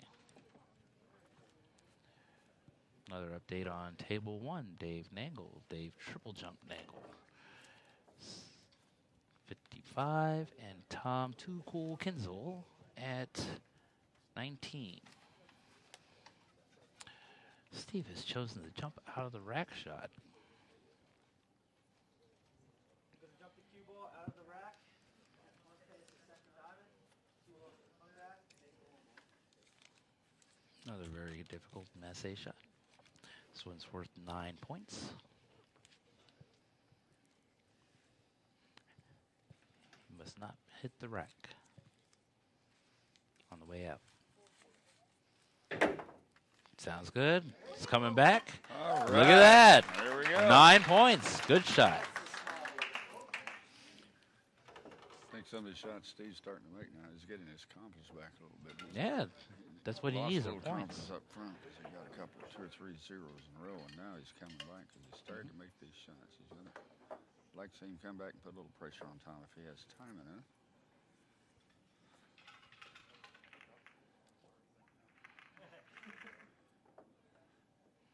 But I tell you, for a kid at only 18 years of age, he is a great trick shot artist at this stage of the game. Oh, Can't wait whatever. to see him at 30. Whatever. Nah, he's a really good kid. Because I hope to see him at age 30. That means I'm still around.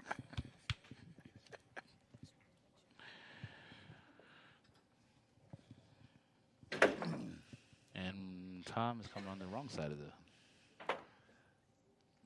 second attempt I with thought 8 I was points. the oldest one still shooting in this competition, but TV Bob has got me by 2 years. Oh, really? Yeah.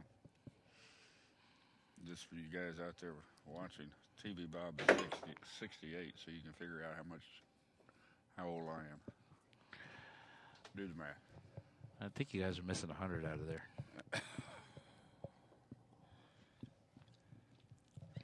As I say, turn my age upside down, add 1, and I'm 100. There you go. Oh, he hit the rack. Caught the rack. Good. Good job, Steve, with choosing that shot. It actually brings him closer. After the Massé discipline, well, actually all 8 disciplines, we have Tom Rosman at 63, Steve Markle at 47. Right now, they are going to have 4 more shots. 4 more shots left. 4 more shots left, 2 each choice. Steve is starting to make a little comeback there.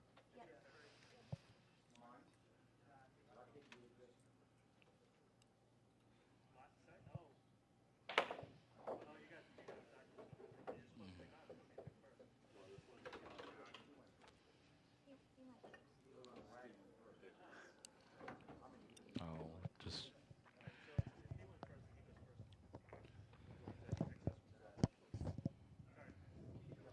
Is there any more matches left tonight, Gordon? Are they going to shoot any more after this round yet? One more? I have not really checked that schedule. I think these are the last 2 for the quarterfinals, and then we're gonna shoot Down the to the semis final tomorrow. Do the semis and the finals tomorrow? Semis and the finals tomorrow.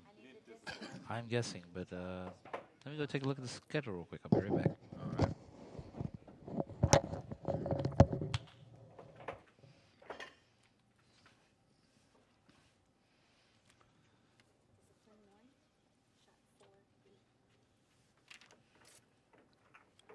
$55-19 is the score on table 1. With Dave Nagel in the lead. On table number 2 that you're watching on live video, it is 63-47 by Tom Rossman.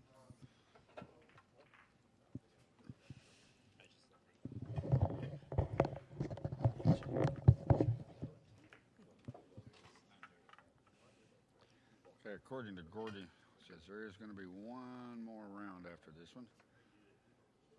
Comes on approximately 9:30. Let's see what the score is here. The time is 8 o'clock now.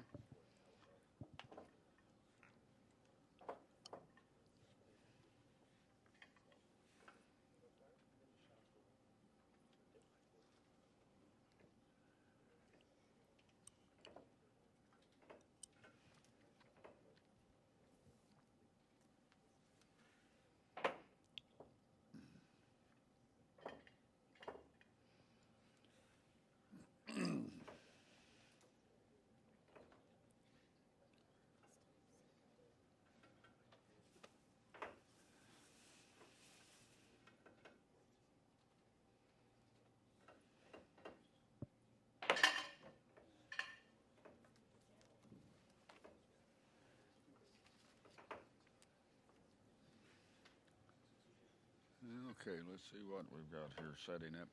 Shot. It's going to be called our pinball shot.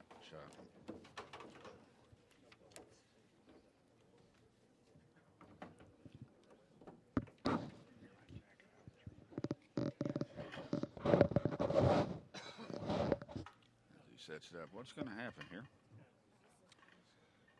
He's going to take a cue ball, place it in the middle of the table, shoot it. The two balls he has frozen together in the side pocket, causing one to go on the side, one to shoot down the rail in the corner. The cue ball end is going to travel 2 rails, come over and hit the stick on the opposite side of the table, which is frozen against 2 balls, one in the side, one in the corner. Drop those 2 in. The cue ball runs down the length of the cue stick, hits the rack down at the end of the table, which knocks the ball in the corner that's frozen to it, and it glides along the side of the rack over to hit the ball sitting on top of the chalk and knocking that ball into the pocket. That's what we call it a pinball shot. It looks like a shooting pinball machine.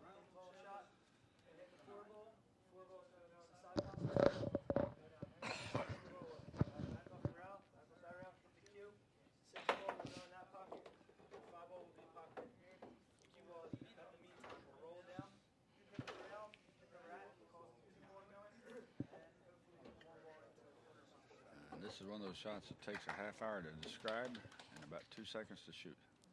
But it's so much. It's a really fun big to watch crowd when it's pleaser. executed, you bet. I've had so many people want me to do that over and over and over again. Oh, come on, Right, hit he's it. got that shot right there. Oh, come on. Wow. Oh.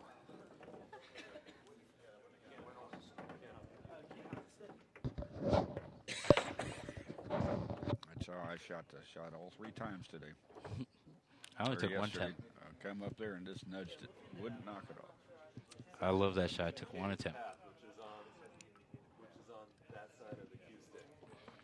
Well, while he's setting up the shot, I'll give you an update on table 1. Indicated path is We have Dave Dangle ahead of Tom Kinsel at 55 and 19. And later on this evening, I'm sorry, I must apologize that I don't know what the schedules were. I had to go get the schedule. At 7:30 on table 1, we have Jason the Michigan Lynch playing against Nick Nicolaitis. And Nick wanted me to have a shout out to his wife, Mrs. Nicolaitis. Says he wants to say hello and he loves you. I just want to back up. And then on table 2, for the live feed at 7:30, we have Paul Dano versus Andy Siegel, which will be a really good match also.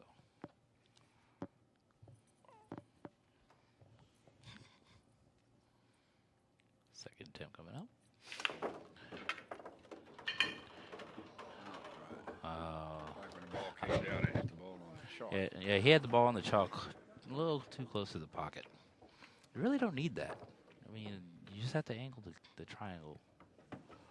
I like to where put you the wanna ball go. on chalk 1 full diamond out. It'll still roll in.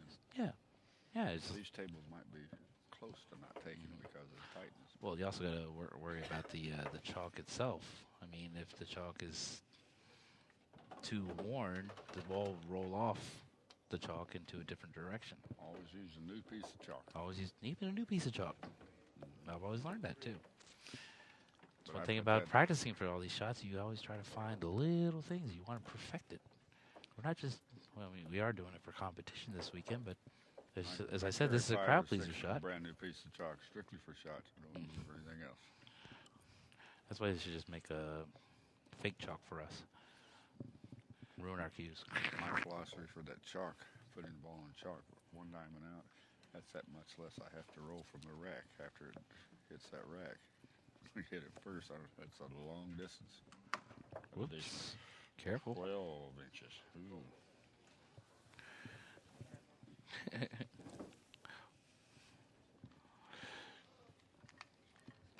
thought I had it on. Well, as Steve still is setting up for his 3rd attempt, let's see. For the 9:30 matches this evening, on table 1, we have Gabby Vizio from Romania. He's going to be playing the winner of table 1 between Dave Nangle and Tom Kinsel. At this rate, it looks like it might be Dave Nangle.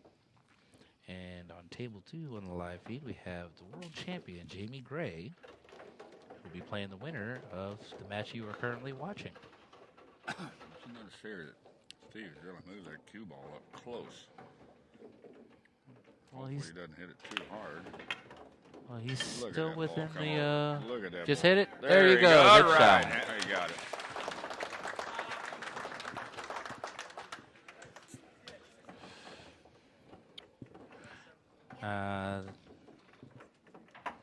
Let's see. Update on that score. Come on.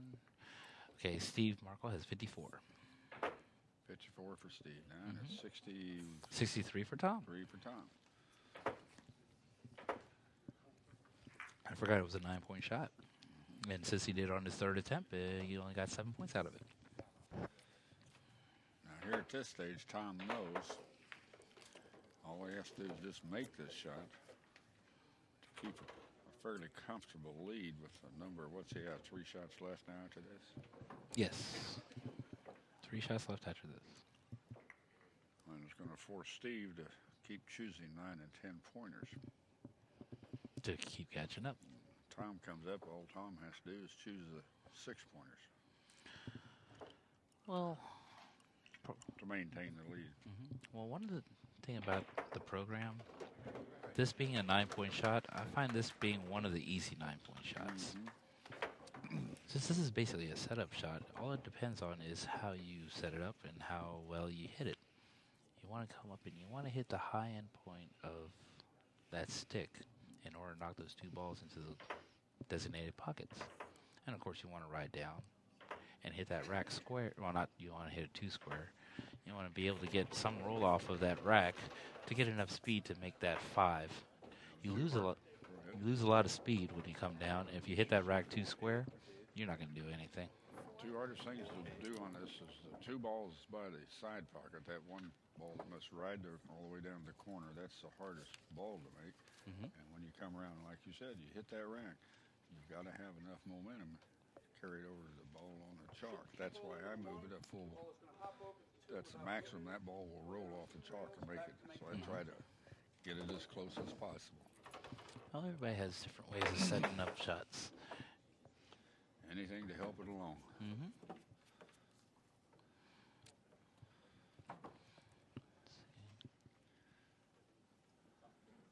Well, I hope you enjoy your meal, Romeo. I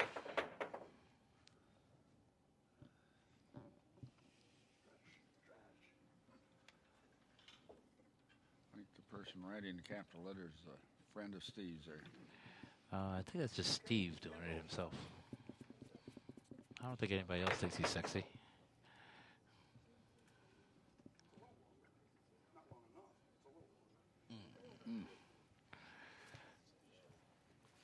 First attempt coming up.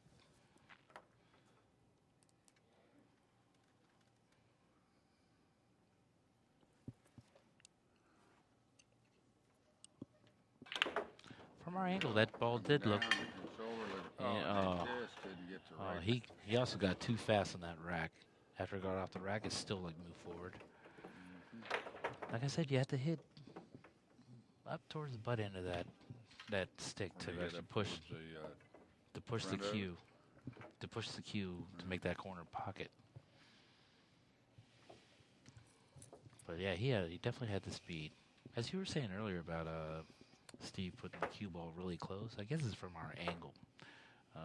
The cue ball is only allowed to go up to the first diamond line anyhow. As close as I can get, as far as I can stretch and still make it, number one, as close to the rack as I can, legally. And if you move that, if you try to move it closer where it's not allowed, it would not have enough momentum to roll to the pocket anyway.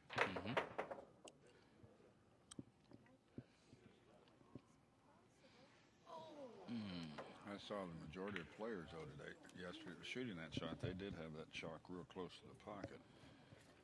And I thought it might have been because of the tight pockets. Well, so it's all on how you position that chalk. So when it comes off, it rolls into the pocket. Well, the closer you put it, the rail. Closer you put it to the pocket, the more guarantee it's going to roll right in. You bet.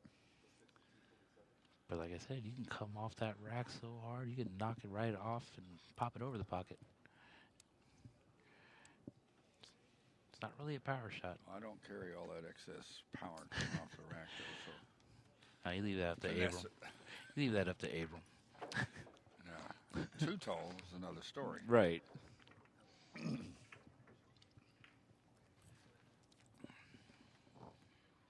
we first started practicing that shot, too tall was hitting that so hard, and I was having difficulty just getting it around to the rack. It hit the rack and just stop.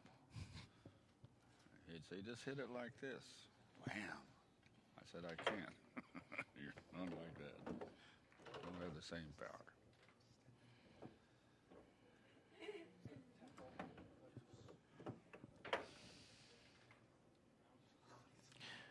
Tom is still setting up for his second attempt.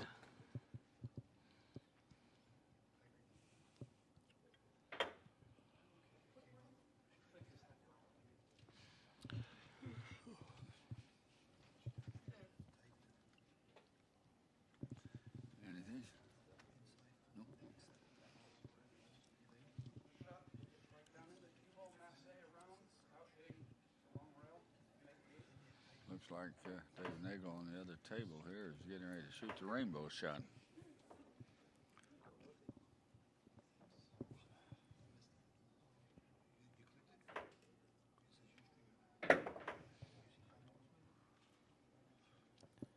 Dave Nagels missed his first attempt.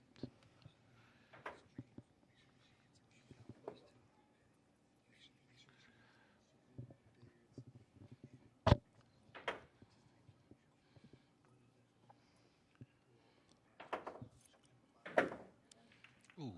I got too much grab on that.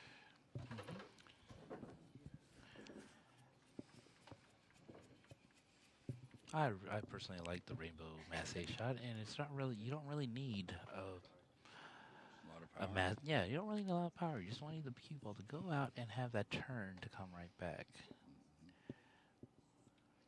It looks really good if you have a lot of spin on it, but it's not really needed. Dave Nagels missed his third attempt, and Tom is too square on the rack. That came out weird. Could be a very big open if Tom gets an open here. Might get that door a little crack for Steve to catch him. Everybody's enjoying hitting these racks. Jamie Gray, world champion, has donated the racks for our use this weekend, and I personally try to hit the face of where his name is. Jamie Gray's a great guy.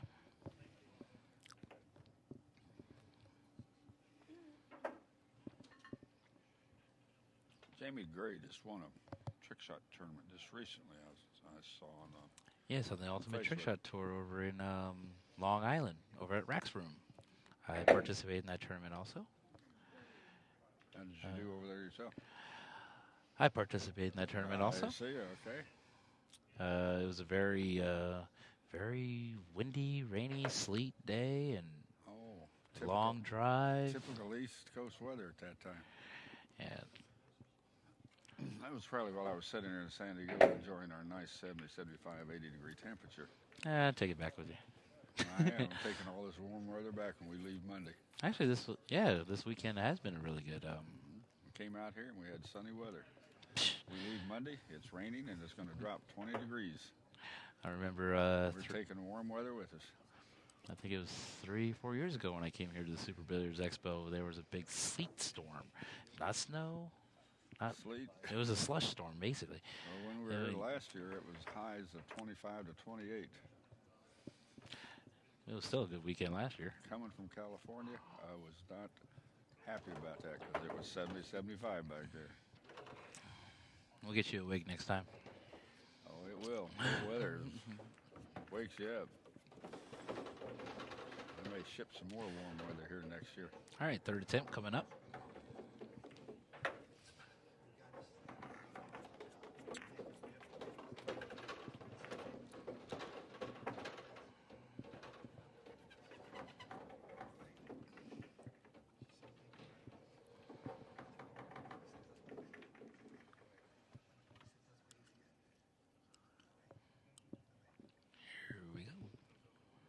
There he goes, third try.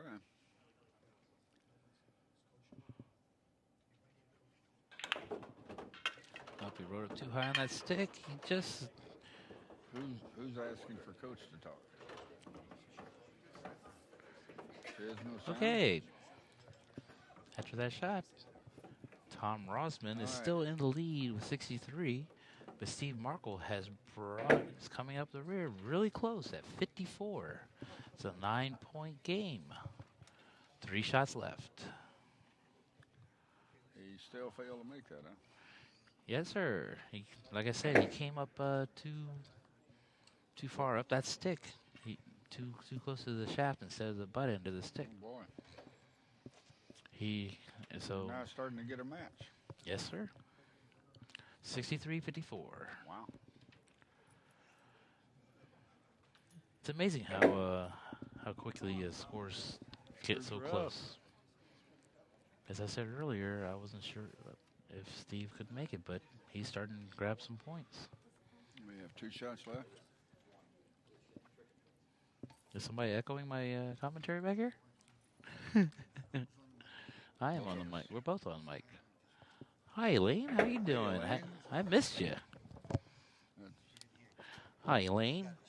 She got it? Oh, it's a little delay. That's a whoop until her coach Yeah. says hi. Sorry, we're talking to Paul Dano, who's going to be playing this evening. He's going to be on the table for the stream at 7:30. I hope Elaine will be watching. At 7:30? At 7:30, he'll be playing Andy Siegel. Okay, well, let's see. I kind of think if he's going to be there at 7:30, he's a little bit late. Well, never mind. Well, that's what they had on schedule the score. time, the Yeah, the schedule schedule time. time. It looks like we're falling a little behind, but that's okay. Got some really good matches going. But let's just say that he will be at the table next. There we go.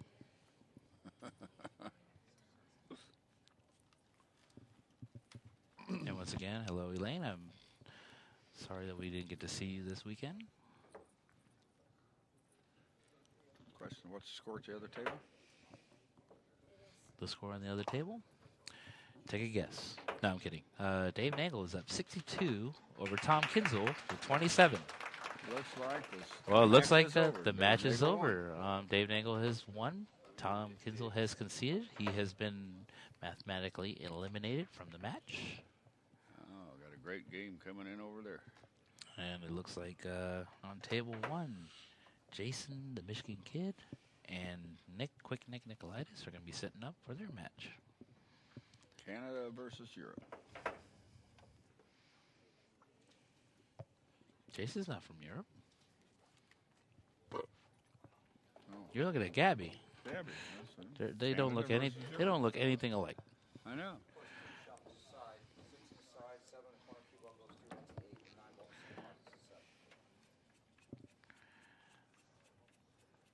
Explain that real quick. This is a 6-point shot. 6 ball into this high pocket. 7 ball into the corner pocket. Key ball's going to fly forward and make the 8 in the corner and the 9 in the other corner. And who said that he couldn't talk fast? You got that right. 6 points. Good shot. Brings his total up to 69. Steve Markle's shot.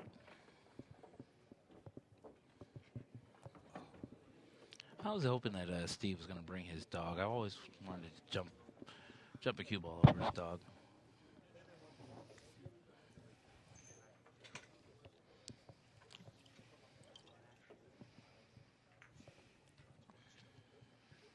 Where'd my cap go? Yeah, let me take a look at the chat room real quick. Who's go? J. Say. His dog Coco is the man. Okay, I'm not sure what that means. You must have a dog named Coco. Yeah, Steve has video out where he jumps the cue ball over his dog. Pretty big dog, too. I wonder how many attempts it took. I wonder how many attempts it took for him to jump over his dog. I don't know. Probably took 3 or 4 at least.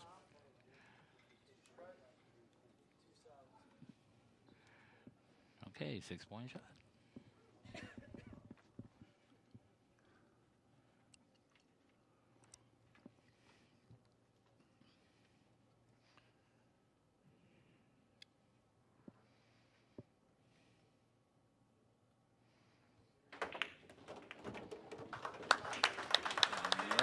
First job. attempt brings Steve's total up to 60.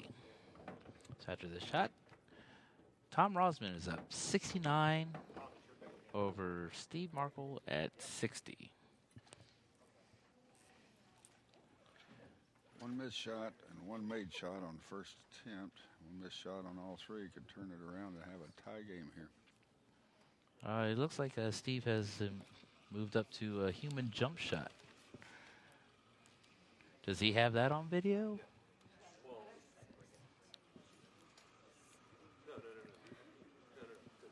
One of the craziest jump shots I've seen over someone is over yourself. Florian, have you... Talking about the Venom? hurricane? The hurricane? No, Venom. Venom does that? Yeah, he's from France, and he went to Tom Rosman's Houdini event, the Artistic Cup, and he tries to jump. He said he usually jumps over a lovely female, but doesn't have one, so he puts a wig on, lays on the table, and he jumps a cue ball over himself. Okay. I'm glad we don't have that in our bookshop. I'm afraid if I got up there and got on the table, you wouldn't be getting me off for a long time.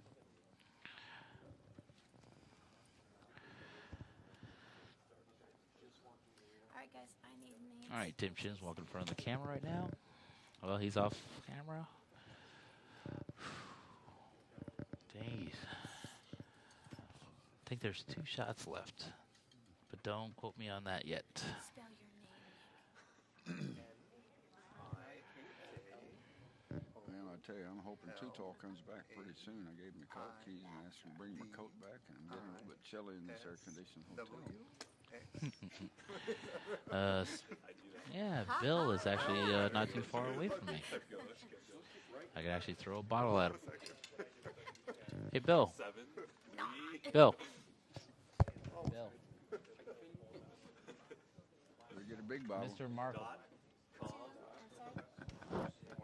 Are you, what's your, how you feeling about Steve's performance right now?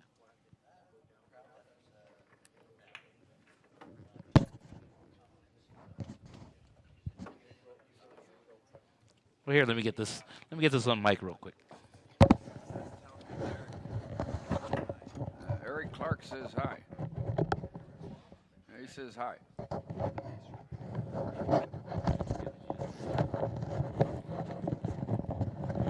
Okay, pay attention, Eric, how you Eric. doing, buddy?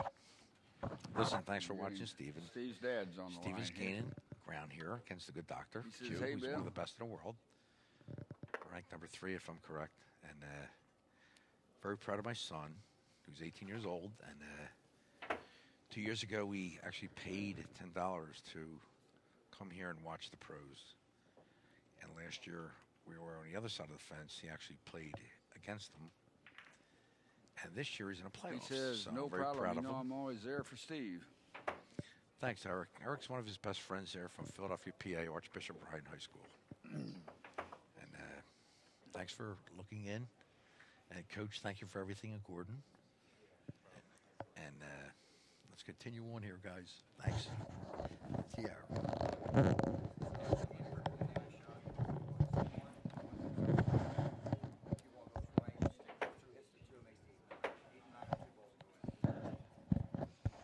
Little guest commentary from Steve Markle's dad. He is very proud of his son, as you can tell. Okay, Tom's getting a long version of the hand is quicker than the eye shot. He's making 2 balls down at the end of the table with the 2 ball, but he'll strike 2 ball to get to 1 ball. There we go. 8 and 9. He might probably get all 4. No. All he had to do is make the 8 and a 9. That's it. That shot was, that's a 7-point shot. So brings his total up to 76. I think that's a 6-point shot, yeah. 7. It's a fun shot to shoot. And it happens so quick if you're not watching. You miss it and you don't understand how it went.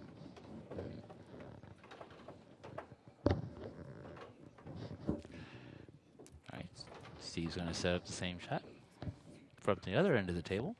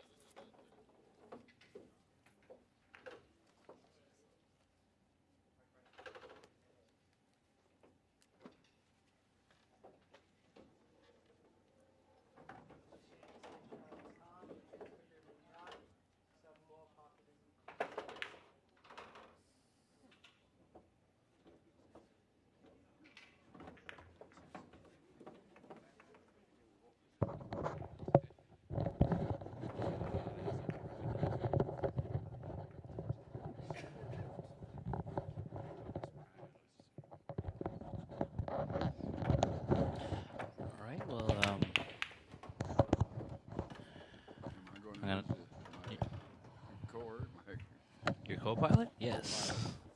I just been informed that I will be table judging for the next match. Right now, on table 1, we have Jason the Michigan Lynch going up against Nick Nicolaitis. Be a very interesting matchup. And also on table 2 for the live stream, we're going to have Paul Bookham Dano versus Andy the Magic Man Siegel. So we are that'll be a good match. right. And I don't even have my book, so I better make sure I remember every shot. See my coat coming finally too. There you go. Well, thanks a lot, Coach, and everybody else. I was happy to do this commentary, and I hope you all enjoy the rest of the tournament. We will. Thank you very much. I don't want to get too tall. Too tall. You want to come over and talk a little bit?